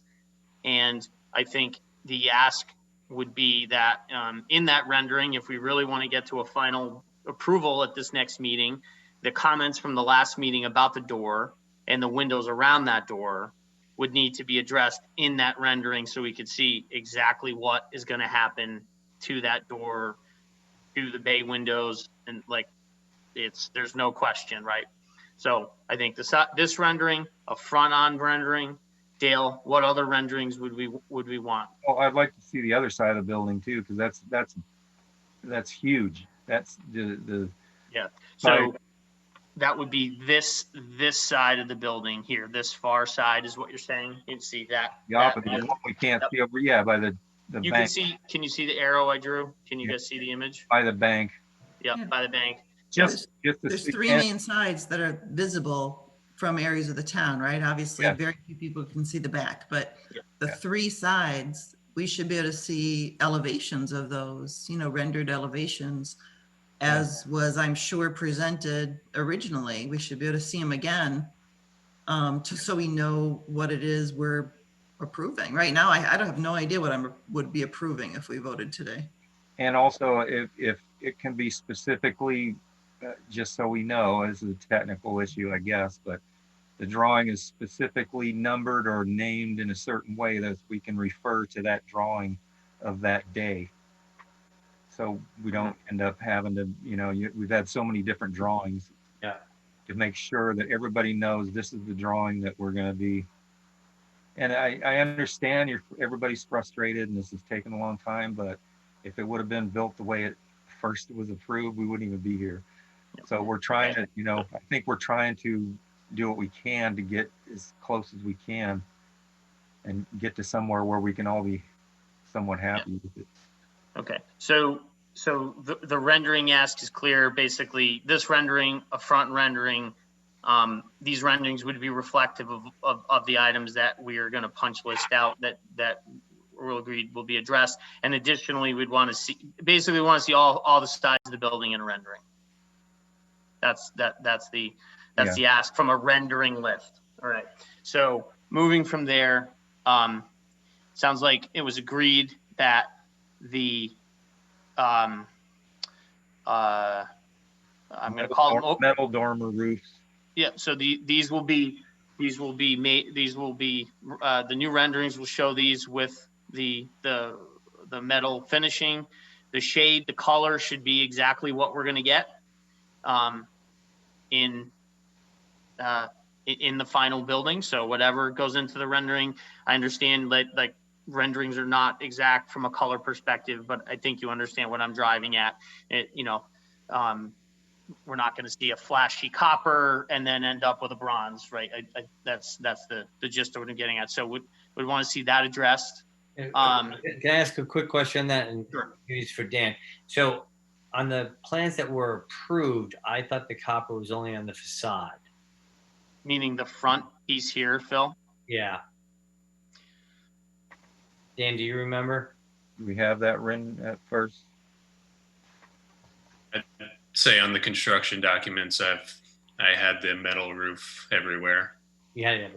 For the dormers. Okay. Makes sense. Now, And that would include these guys here, whatever the plan was. Yeah, So, yeah, the dormers with the pipe on trim. yeah, but appreciate this fix. I think it's good. I think it. Hey, I have a question though on the side dormers, because in order to make them look like the front, the mansard, they stick out really far, because those bay windows weren't really, I mean, those dormers weren't really dormers. I guess they are technically, but they were originally pushed out to the edge of the roof. So now it looks a little funky because they're the same shape and they're going to be metal, but they're not going to be anything like, I mean, is that bothersome? If you don't mind me jumping in, it is going to be something where we're pulling off framing for that to fix the hip roof, so we can address that and, you know, pretty much make the overhangs match with the front.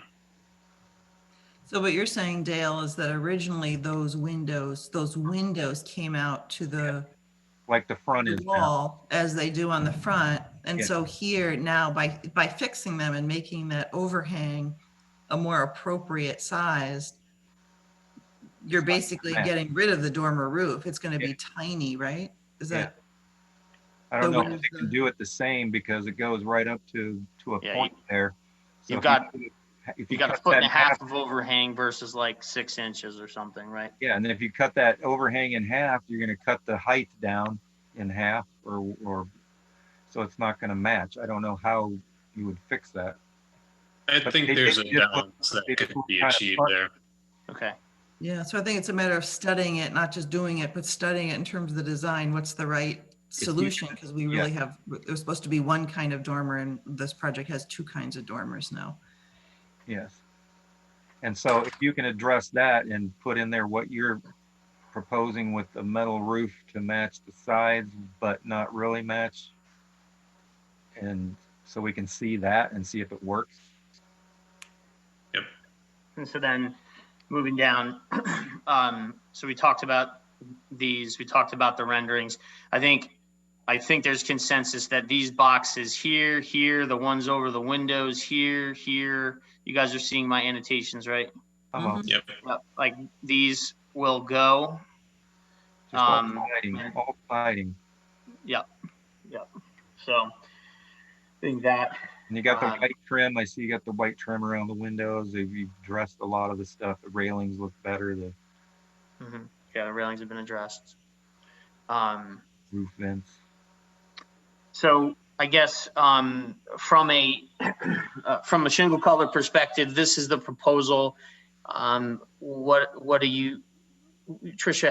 How do you come down on this shingle shade and what you think with this proposal?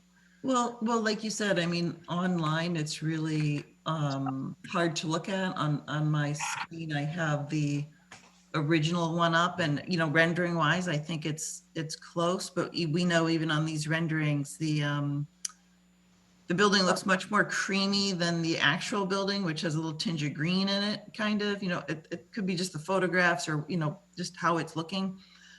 So I don't know if can we get a sample of these shingles put up at the site so that you could, we all drive by here all the time, right, to look at them.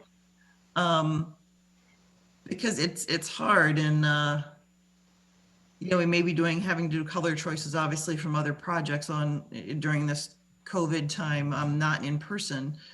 But this one, we really have to be careful because we don't want to go through the process again, right? So I'm wondering about having some shingle samples out there on site next to the real siding color that is on the building, so that we can see it. We do have one picked out and ready to go, so we could get that out on site, so we could have you guys look at it. So yeah, if you let Peter know, maybe we can just spread the word. And I'd be happy to drive by and do whatever to look at that. Sure. Okay. And just, I'm sorry, just for clarification, we're talking about a sample of the roof shingle or the siding? Roof shingle. Roof Okay, shingles. okay, yeah. As and have it next to the siding so Yeah, we can see the color contrast and comparison, color scheme.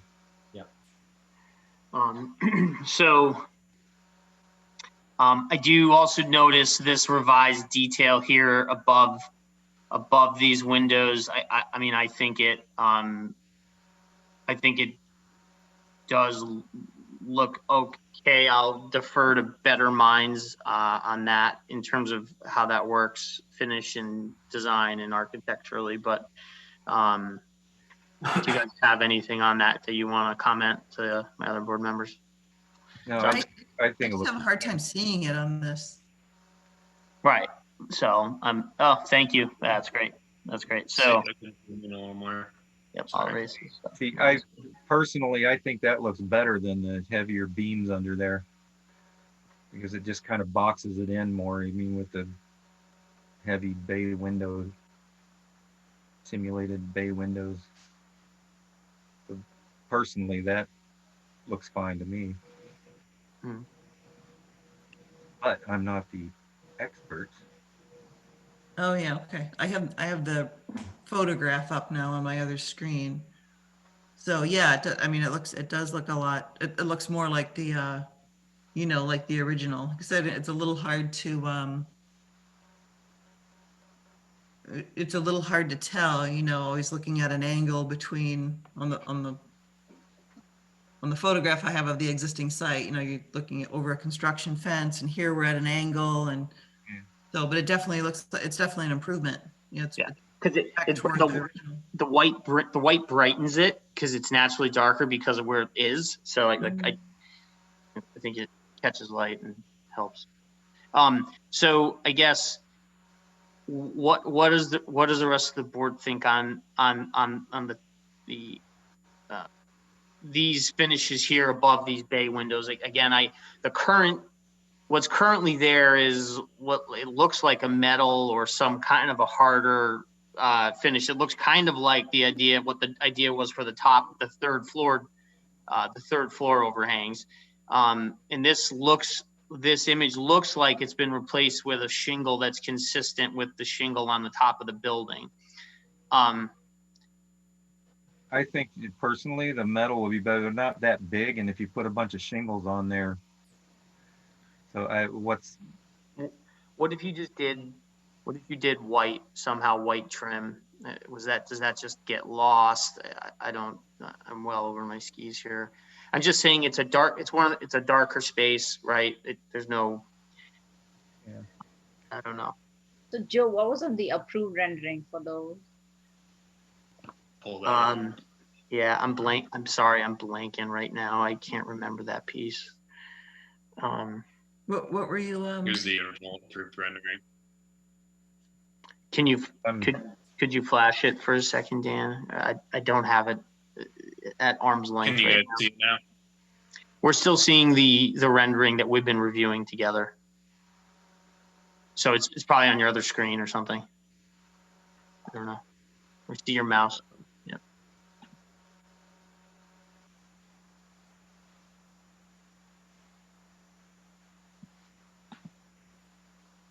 Still the same image. Trisha, if you have it up, could you share it? I don't have you. Are you looking for which image are you looking for? Yeah, I'm just try. Give me 1 second. The approved image. No problem. No problem. I think Dan's hunting it. There it is. Yeah. So that's completely different because it looks like they got dormers, and then I mean they got that metal little roof on there, and then there's like a foot above it. Right. Yeah. But the one that string they have, it's jammed right up against the top. Right. Yeah. So it to me, it looks like an asphalt shingle, but obviously we're all interpreting here. Like from my perspective on these, like I just would plead for whatever we think's best, or what's the like I'm not sure that that metal up top, that was the original, finish there. I'm not sure that that metal is worthwhile under there. Right. Again, I'm going to shut up, and what do you guys, what do you think, Aaron? Well, I'd like to see how it's actually going to end up, because it's two different. The new rendering, it doesn't look like there's as much space above the Agreed. Yeah, we've talked that. Yeah, it's a little bit different dimension. Because if there's not a lot of space and you put a couple layers of shingles in there, it gets really clogged up to me. Yeah. Not a And the professional. other thing I see is the roof coloring. The roof shingles are pretty close to what we see in the rendering that we saw today. But again, I agree with Trisha where we have to see the shingles against the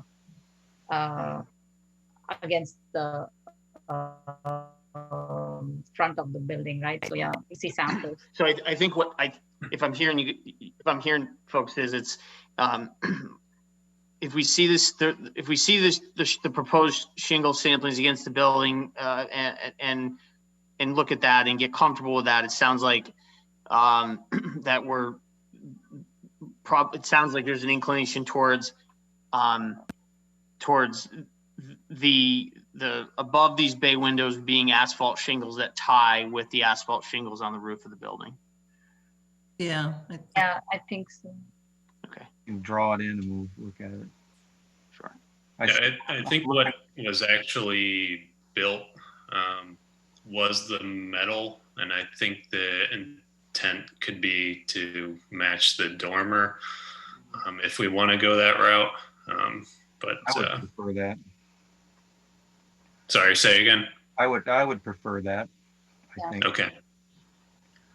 And the thing, I still keep looking up at the dormer on the side. I wish those all were dormers all the way around, because that's a good feature to me. I mean, what do you call what's up there now? Just a wall with a window on it? Because these are, if you look at the dormers on the side, I mean, it gives the building a little more depth, but so I don't know what, I mean, you're going to build out the two in the front. I don't know what it's involved in framing those out and moving up the window, especially if you're redoing the roofs on them. Dan, that would really. Dan, you want to address? My understanding is that that's a significant undertaking, but is that correct, Dan? Yeah, I mean, obviously we want to do that on the facade. Our client said again and again that that is a really significant undertaking, even to change the dormer roofs already. So he is willing to work with you guys on that. And well, it just other items as well, but yeah. There's two showing here, and then you look on the side. If you look at the building from the side, the whole side is full of them. Maybe just go back to that. Sorry. Yeah, I mean, I think the side ones would. Because now it's the dominant is the other look. Those two little ones in the front, I mean, they just kind of blend in because you're seeing what you're really seeing is those on the side. It's true. I mean, five on this side that you're looking at, and only two of those that are just in the corner.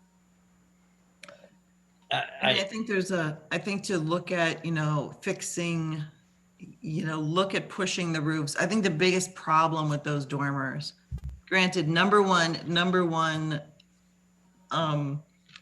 ideal would be that they look like the front as they were supposed to look at the beginning, right? That's obviously the case.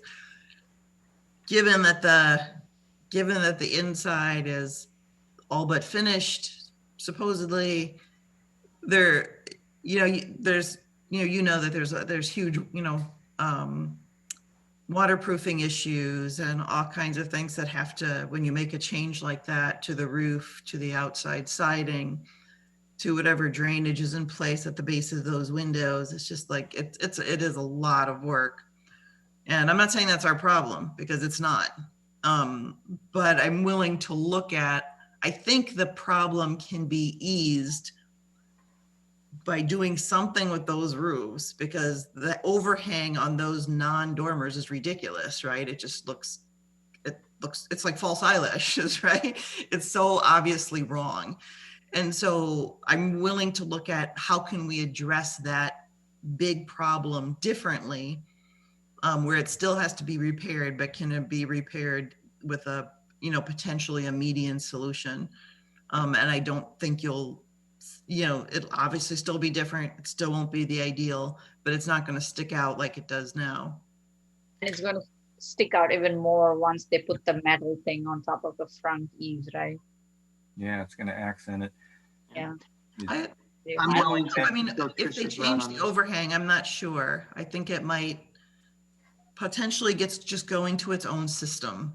There's a system for the front and there's a little bit different system for the sides, which is more like the little dormers on the little vents, which have a very small roof. So potentially you can start to read it as two systems, but it remains to be seen. This is me and my imagination, not in a drawing that I'm seeing in front of me. So, and that's why I went to prove it today. And I agree that if it's the sides, it just sticks out really far, even if they're smaller, like you said, on the vent ones, and they all match on the sides, and it's a little different than the ones on the front.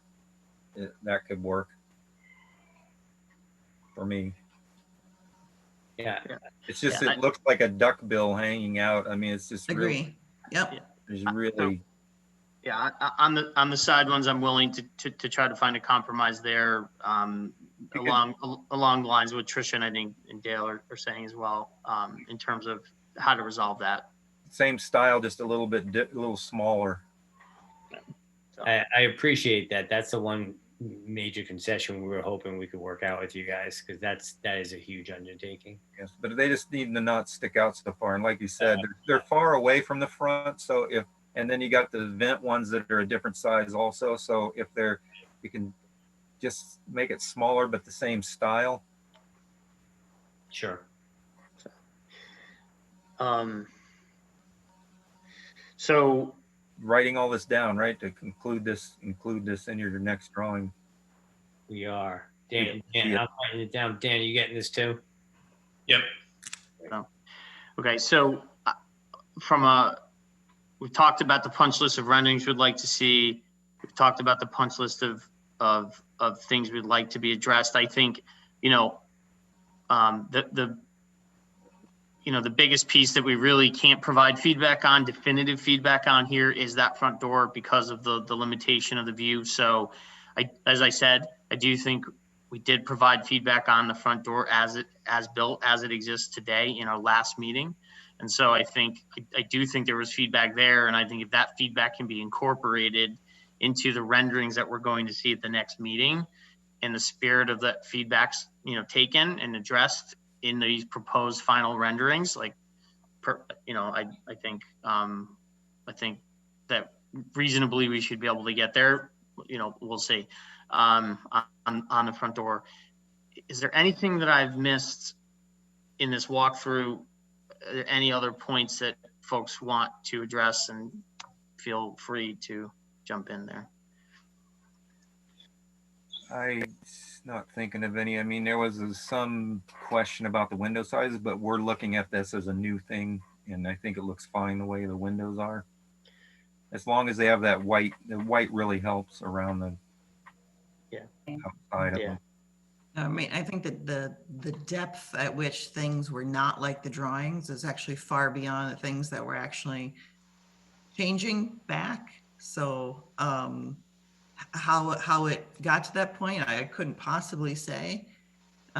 So I think there's a lot of things that we're saying, okay, it's okay. We're letting it, we're letting that go. We're going from where we are, but there's still things that are significant and need to change. So.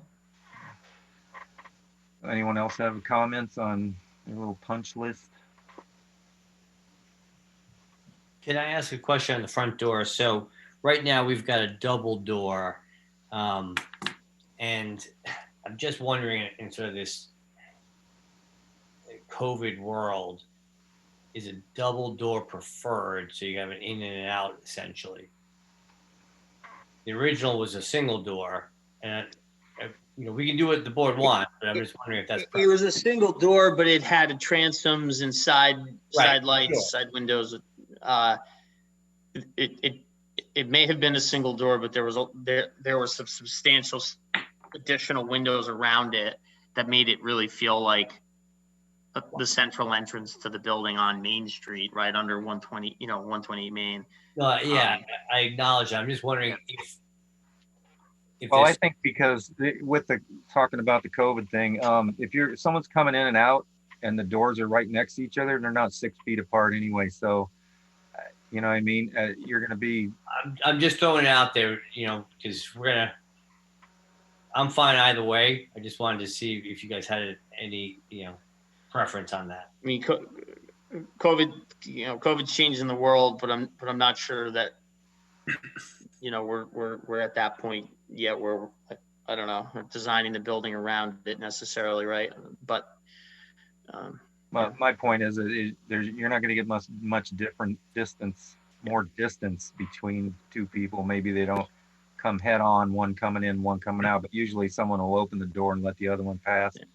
I think that's so close that's really not a non-issue for me. I mean, we looked at, in the last meeting, there was an actual photo of as-built where it was. We looked at that. We talked about it. We've definitely provided feedback. And we did compare it to the original, that rendering, the final original rendering that we looked at in that meeting. And, the tape of that meeting is available on WACA. So if, you guys wanted to play that back and go back through that section, I think you could get that feedback again. But without, I don't know how the rest of the board feels on this one, but. Yeah, I can't remember exactly what the door looked like, but I remember it was significantly less welcoming in its current as built than it was in the original rendering. If I could just cut in too. So Phil, I sort of missed your point. You're cutting out, but we had that single door with the two side lights, and then in this rendering that's up right now, the intent was to have double door. We're speaking about this door right here is, I believe, the epicenter of our commentary.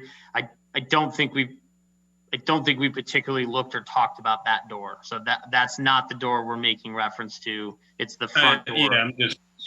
I'm just saying that in this view, those doors would be matching.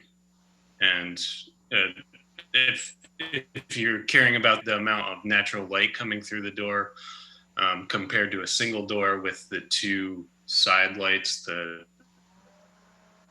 glass panes on the side, I could go either way on how much you're getting, but I do understand your point about the welcome. If you look at that final approved rendering, and you as an architect, you'll know that, I mean, the essence of that door and what that door was doing and what the feeling it was given to the building. If you replicate that in the renderings you show us next week, and the essence of that is conveyed in the building, right, and in these renderings, I think we'll be fine, right? Yeah. It's abstract, but I think you get it. Yeah, absolutely. Okay. So is Pete still here? So do you guys want to schedule another? Yes. Yeah, so next planning board meeting, I'm muted. No. Just for everyone's reference, the next planning board meeting is going to be on the 27th of August. And I think we should hopefully hit that date, because obviously Carlos is moving fairly quick on the building, and I'm sure he wants to get an answer to move ahead with. Is that correct? Yeah. For sure. And Dan, I mean, you can get that done for the 27th, right? I'll see what we could do. That the 3 views rendered is a lot to ask, but we'll see what we could do. How late can we get those renderings I mean, to you guys? Can we cut it I'll close? take a Monday the 24th. Okay. So it gives you two full. So if you could throw us on the agenda, and obviously if we can't make that, we'll have to push it, but we'll try our best. Okay, Dale, Joe, planning board members, would the 24th be okay? Typically, our deadline is that Thursday before the meeting, but I think that's fairly, I think we would all like to kind of get something in, so that would give obviously another weekend. I'm okay with it. Yeah. Good. Okay. Okay. Great, thank you. Thank All you. right. Thank you so much. Thank you. Thanks, guys. Appreciate it. Good night, everyone. Good night. Okay. Are we doing 12 Ponds Street? No, that's gonna be moved. Yep. They didn't have all the stuff we needed, right? Yep. Yeah, and it's gonna come back. The next item would be item number 7, Dale, which would be planning board reorganization. I know at the last meeting, you guys reorganized, and Dale is now the chair, and Joe is still the vice chair, and Trish, I believe, is the clerk. So, however, I know you guys held off on the appointments to the subcommittees. And so there are 3 committees that need to be filled. One is the CPC, which Joe, I believe you are currently the member of. Is that correct? That's correct. Yeah. The Metro West Regional Collaborative. This is a regional planning group, and I have a message from Yolanda, which I'll read into the record. This seat was actually held by Preston, and so that is one that needs to be filled. And then the second one, the third one, I can get a little bit more in detail at the next meeting, or I can talk about it tonight. But the town of Ashland, Emmer and I applied for a grant. And the town of Ashland as a whole is going to come together and produce a housing production plan, and to update the current housing production plan, which we actually already have and was completed back in 2016. You explain what a housing production plan is? Okay, so a housing production plan is a study that all towns go through. It kind of gets back to that magic number, with that magic number 10% number regarding the affordable housing. And so it's a tool to give the community a game plan and or a plan to create a more diverse housing stock, which would include affordable housing.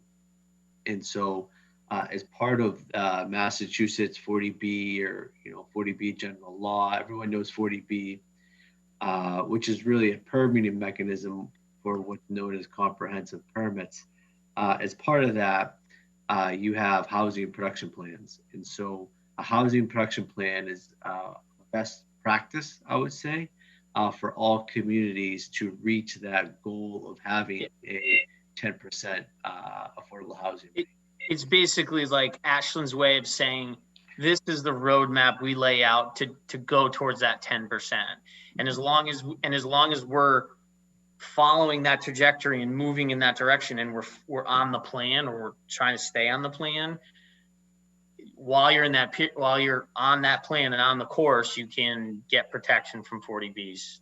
So Ashland Housing Production Plan, that's a committee with people outside of the planning board? It has a weekly meeting, it has a monthly meeting. What's it about? And so it is a committee that will be put together by representatives from different boards and committees. And so typically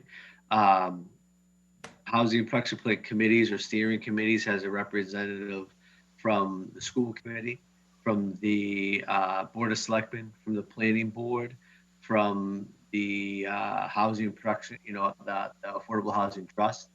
And sometimes committees have, 2 representatives at large. And so one of the things that I have on my to-do list is to create a memo to send to all boards and committees, which I just mentioned, to see if they are able and willing to have a representative help serve on the steering committee. And so as part of the Housing Production Plan Steering Committee, I would hope to have a member of the planning board on that committee. And then backtracking to Metro West Regional Collaborative, What is that? Who is it? What's the time So- commitment? So What are the the- requirements? I just want to kind of just finish up with the HPP. That's the housing production plan. Hopefully would be completed within 9 months. I would probably say that there would be a meeting either via Zoom or in person, maybe once a month as a steering committee. But there would be a endpoint to that committee once the plan has been produced and adopted at the town level. Going back to the other thing, the Metro West Regional Collaborative, I'm actually going to switch over to an email and just read that. And so before I do that, I will state the Metro West Regional Collaborative is a sub-region of the MAPC, which is Metropolitan Area Planning Commission, who oversees 101 cities and towns in Massachusetts, aka Metro Boston. There are 9 regional planning agencies in the state of Massachusetts. We belong to the biggest one. Town of Ashland is in the Metro West region. There's 7 sub-regions within MPC. Yolanda Graves, chairman of the Board of Selectmen, is the chairperson for the Metro West Regional Collaborative, and she also serves on the MAPC steering committee.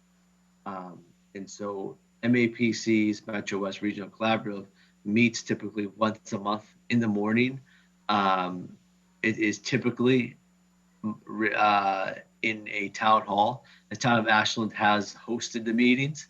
Sometimes they're in Natick Town Hall, sometimes they're in Ashland Town Hall, sometimes they're in Needham, Framingham, Wellesley's within our sub-region. Those meetings are once a month, I would say. Typically the 4th Thursday of the month between 8 and 9 o'clock. I'm just going to jump to this email, which Yolanda asked me to read. The Metro West Collaborative is our regional organization that is one of the sub-regions of MPC, our regional planning agency, which I just mentioned. Members meet once a month and discuss regional issues and with other planning board members, board of selectmen members, and town administrators. It is run and coordinated by an employee of the MAPC who works with their chairman, Yolanda, and or chairwoman, I'm sorry, to determine what will be discussed in a presentation on a monthly basis. Some of our meetings have discussed local responses to the COVID-19, town elections, open space, trail issues. I found the meetings very educational when I was a new board member. I also provide the opportunity to ask questions of other dealings. It also provides the opportunity to ask questions of others in other towns dealing with the same issues. Whoever decides to take this role, I would enjoy speaking with them about the MAPC and the Metro West Regional Collaborative and introduce you and or whomever to the group. Typically, I have been attending the meetings via Zoom. They're pretty easy to get to. I will state in my past positions in Cohasset and Hanover, I did serve as the chairperson of the South Shore Regional Collaborative. And so I did take place and participate within MAPC subregions. I believe they're very good. I've always gotten a lot out of them and I've always learned a lot. And it is what Yolanda stated in her email. It's a place where you can learn from others and talk to other people in the same position you are in, either on the planning board or board of selectmen, and talk about some of the challenges they are facing from a regional perspective. Sorry for being so long-winded, so late at night. I think I would say for myself, and obviously I'd like to hear, I think Joe is interested in staying on community preservation, and that's fine with me. Not to speak for him. Yeah, if that's okay, I'm willing to continue to be on that. Yes. I mean, I think of the other two. I mean, though the Metro West Regional sounds really, really interesting to me. I think I do have some experience, and obviously in housing, not necessarily low income, not necessarily the type of housing that we're talking about here with the 40Bs. But it is something I wanted to learn more about. So I would take either one to fill one of the positions, but I'd be more interested, I think, in the Ashland housing, because I have a particular interest in learning about that right now. Okay. But I'm flexible. Okay. Dale Latchme, and I'll include Deepa since you're now the newest member of the planning board. So Pete, I'm open up between Trisha and I think the Metro West Regional Collaborative or the Ashland Housing, I'm willing to volunteer for one of them, depending upon okay. Okay. So and I go ahead and take a vote and see if before we vote, I do just want to state that if anybody is interested in the in the Metro West Regional Collaborative, it's an open meeting. You don't have to be the representative. You don't have to be the meeting. I will start, forwarding out the information to everybody. I'm on the listserv. And I would love if everybody signed up on the listserv. And if there was a particular topic that you were interested in that was coming up, tune into the meeting. And but they're not just private meetings; they're for everybody. And it's a working group, I would say, and it's a great place, I believe, to share ideas about what's happening at a regional level. So before we vote, and I think we should vote, and I think it'd be great if we voted to give everyone assignments, but I just want to state that they're open meetings and that they're educational sources. So, Dale, if you want to open to the Ashland Housing Production Plan, and Lakshmi is open to the Metro West Regional Collaborative, then I might entertain motions to appoint either one to either one. Joe? I make a motion to appoint Trisha Kendall as the planning board representative for the Ashland Affordable Housing Plan. Production Plan. Ashland Housing Production Plan. To the Ashland Housing Production Plan Committee. Do you have a second? I can second that. Lakshmi, are you good with that division? I don't think that just because maybe the housing only is maybe slotted for 9 months, that doesn't necessarily obligate you to the end of time to the other committee. So, but yeah, are you okay with that division? I'm fine, but again, the MAPC, I don't know whether you would have more knowledge on that because you are an architect, or maybe you can swap. I don't know. I just want to check with you. I was thinking that the Metro West Regional was more about, like they said, many different issues about trails going through community. Yeah, I think I'm comfortable with that than the affordable. Yeah, housing. Great diversity, where Ashland Housing seemed to be really focused on housing. Yes.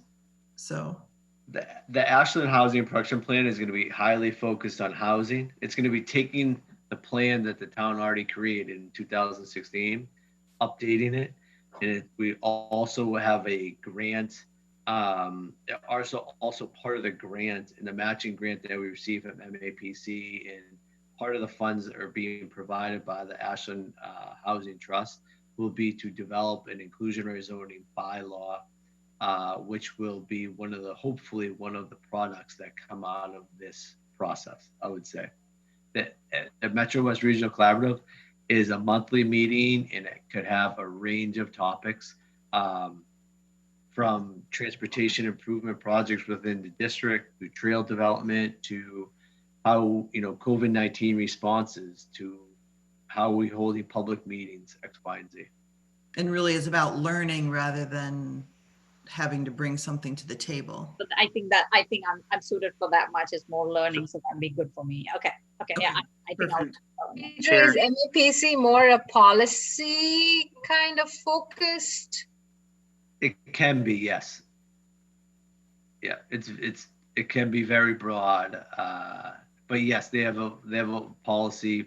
They have a whole department that is tuned into the legislature of ARM. They have annually they host a legislative breakfast. But yes, they are policy. Most of their stuff is policy driven.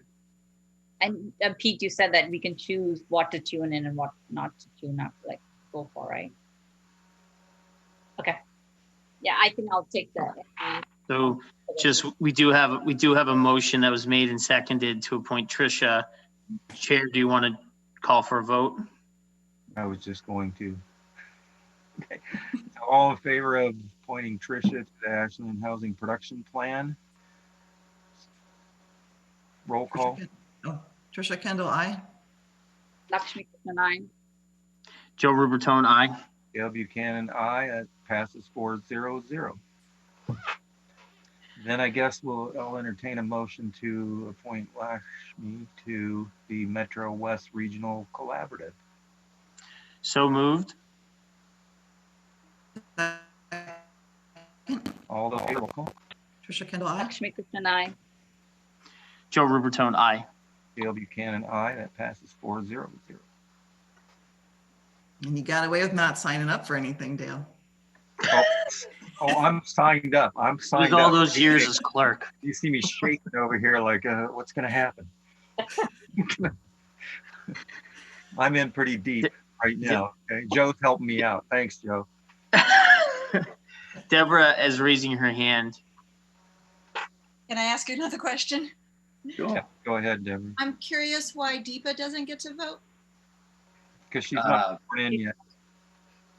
She's not sworn in. You have to be sworn in to be able to actively vote. Right, thank you. She can participate, but she can't vote. We weren't being rude, Deborah. I wasn't sure. And then another thing I wanted to add, I don't know if it's appropriate or not, but I've heard that there's going to be an opening at the end of this month in the Affordable Housing Trust. So we're going to be looking for some new trustees. So if you like that idea, you can join us and come to meetings. It's open meetings also, and learn what we are talking about and see if you're interested. And that's for the whole community, everyone that's watching, right? Anybody can. Yes, everybody can sign up the talent bank and come to meetings so that they can learn about it. Okay. Yes. Thank you. I want more diversity. And all kinds of diversity. Okay. Thank you. All right, so we go over minutes.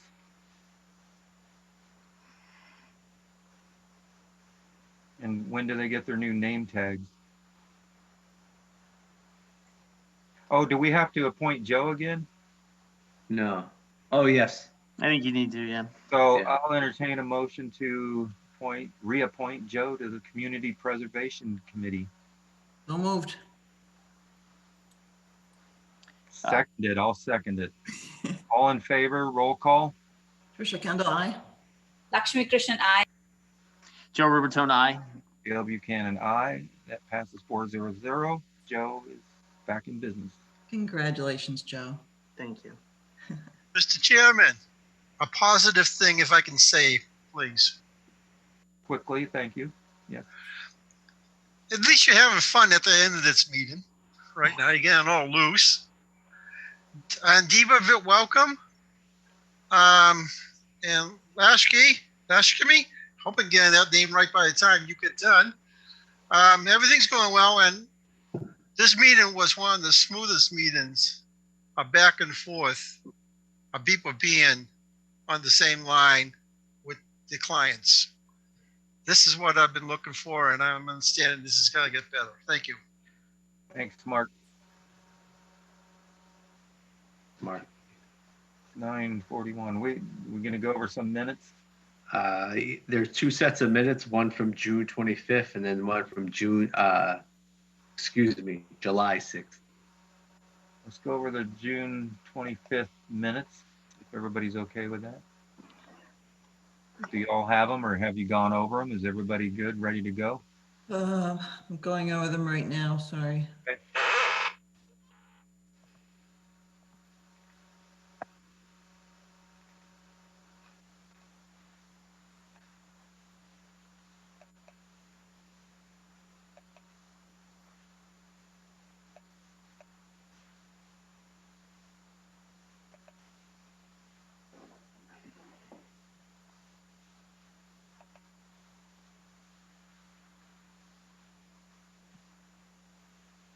So Pete, is the Pond Street, are they coming back to the Yes. next meeting?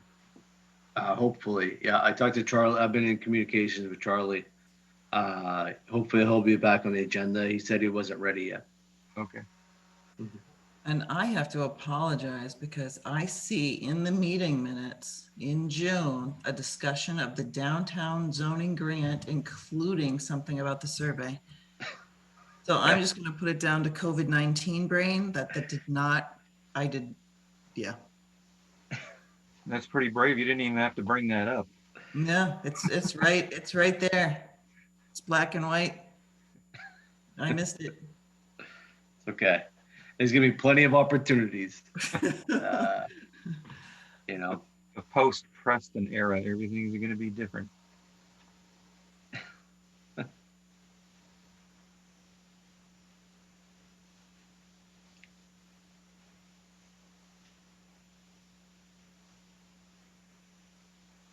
while I'm waiting, as everyone's just reading it, Deepa, welcome to the planning board. Thank you. And maybe next week I'll reach out to you and maybe whenever you decide to come into town hall to get sworn in with the clerk, I'll be in town.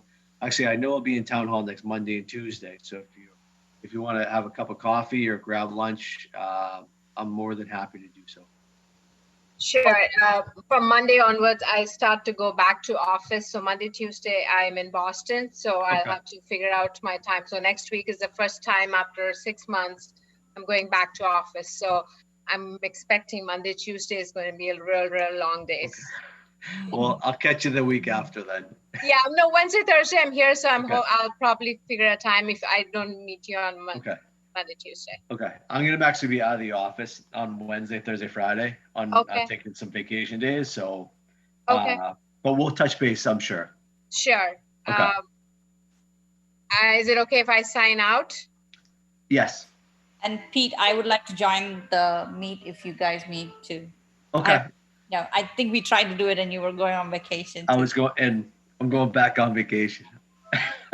So Lakshmi and Deepa, I'll reach out. I'll put an email together with a couple of dates and try to go from there. Thank you so much. No problem. It. Thank you all. Good night. You. Welcome, Deepa. Good night. Nice to meet you. Nice to meet you as well.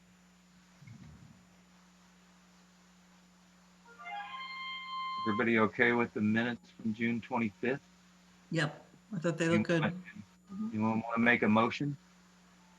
Motion to, does anyone have any comments first before? Yeah, no comments.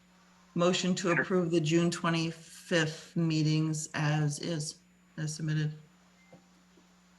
So moved. Second. I think she made the motion, so someone needs to second it. I think Joe seconded it. I seconded it. Or I said so. She made the motion. I said so moved. Okay. Yeah. All in favor, roll call. Trisha Kendall, aye. Lakshmi Krishnan, aye. Joe Rubertone, aye. Joe Buchanan, aye. Passes 4-0-0. Okay, then next one would be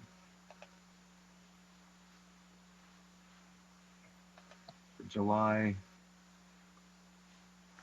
9th. I was not in attendance that meeting.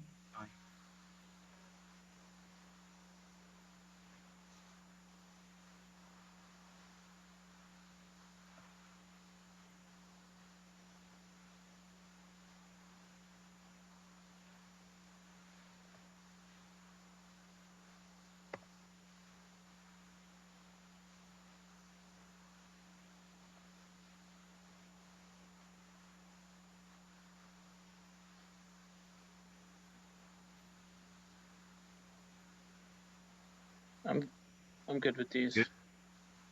All right. Is there a motion to approve the July 9th minutes? Chris, are you okay? I'm going to abstain from these because I wasn't there. Okay. Lakshmi, I'll make a motion to approve the July 9th, 2020 minutes of the planning board as drafted. I seconded. All in favor? Roll call. Trisha Kendall abstain. Lakshmi Krishnan, I. Joe Rubertone, aye. Dale Buchanan, aye. That passes 3. Is it abstain last? 0-1? 301. Yes. Yeah. Yes, no, abstain. Okay. All right. Anything else on the agenda? Our next meeting? Our next meeting is gonna be August 27th. Okay. I'm just gonna look at my calendar to make sure, August 27th. And then we'll be regrouping, will be September 10th and then September 24th will be the next 3 meetings on our calendar. I'm going to be taking a little bit of a vacation at the end of next week, and then I'll be back in the following week. All the vacation. I want your job. I'm using it, before COVID. Use it or Smart lose man. it. Okay, well, I'll entertain a motion. Go ahead, Joe. Would the Honorable Chair, Dale Buchanan, be willing to entertain a motion to adjourn this meeting at 9:49 p.m.? Second. Okay, all of us take a vote. Roll call. Trisha Kendall, aye. Lakshmi Krishnan, I. Joe Rubertone, aye. Dale Buchanan, aye. That passes 4-0. And that ends our meeting. Good night, everybody. Thanks, Good everybody. job, Dale. Everybody. Thanks. See ya. Good job, Dale.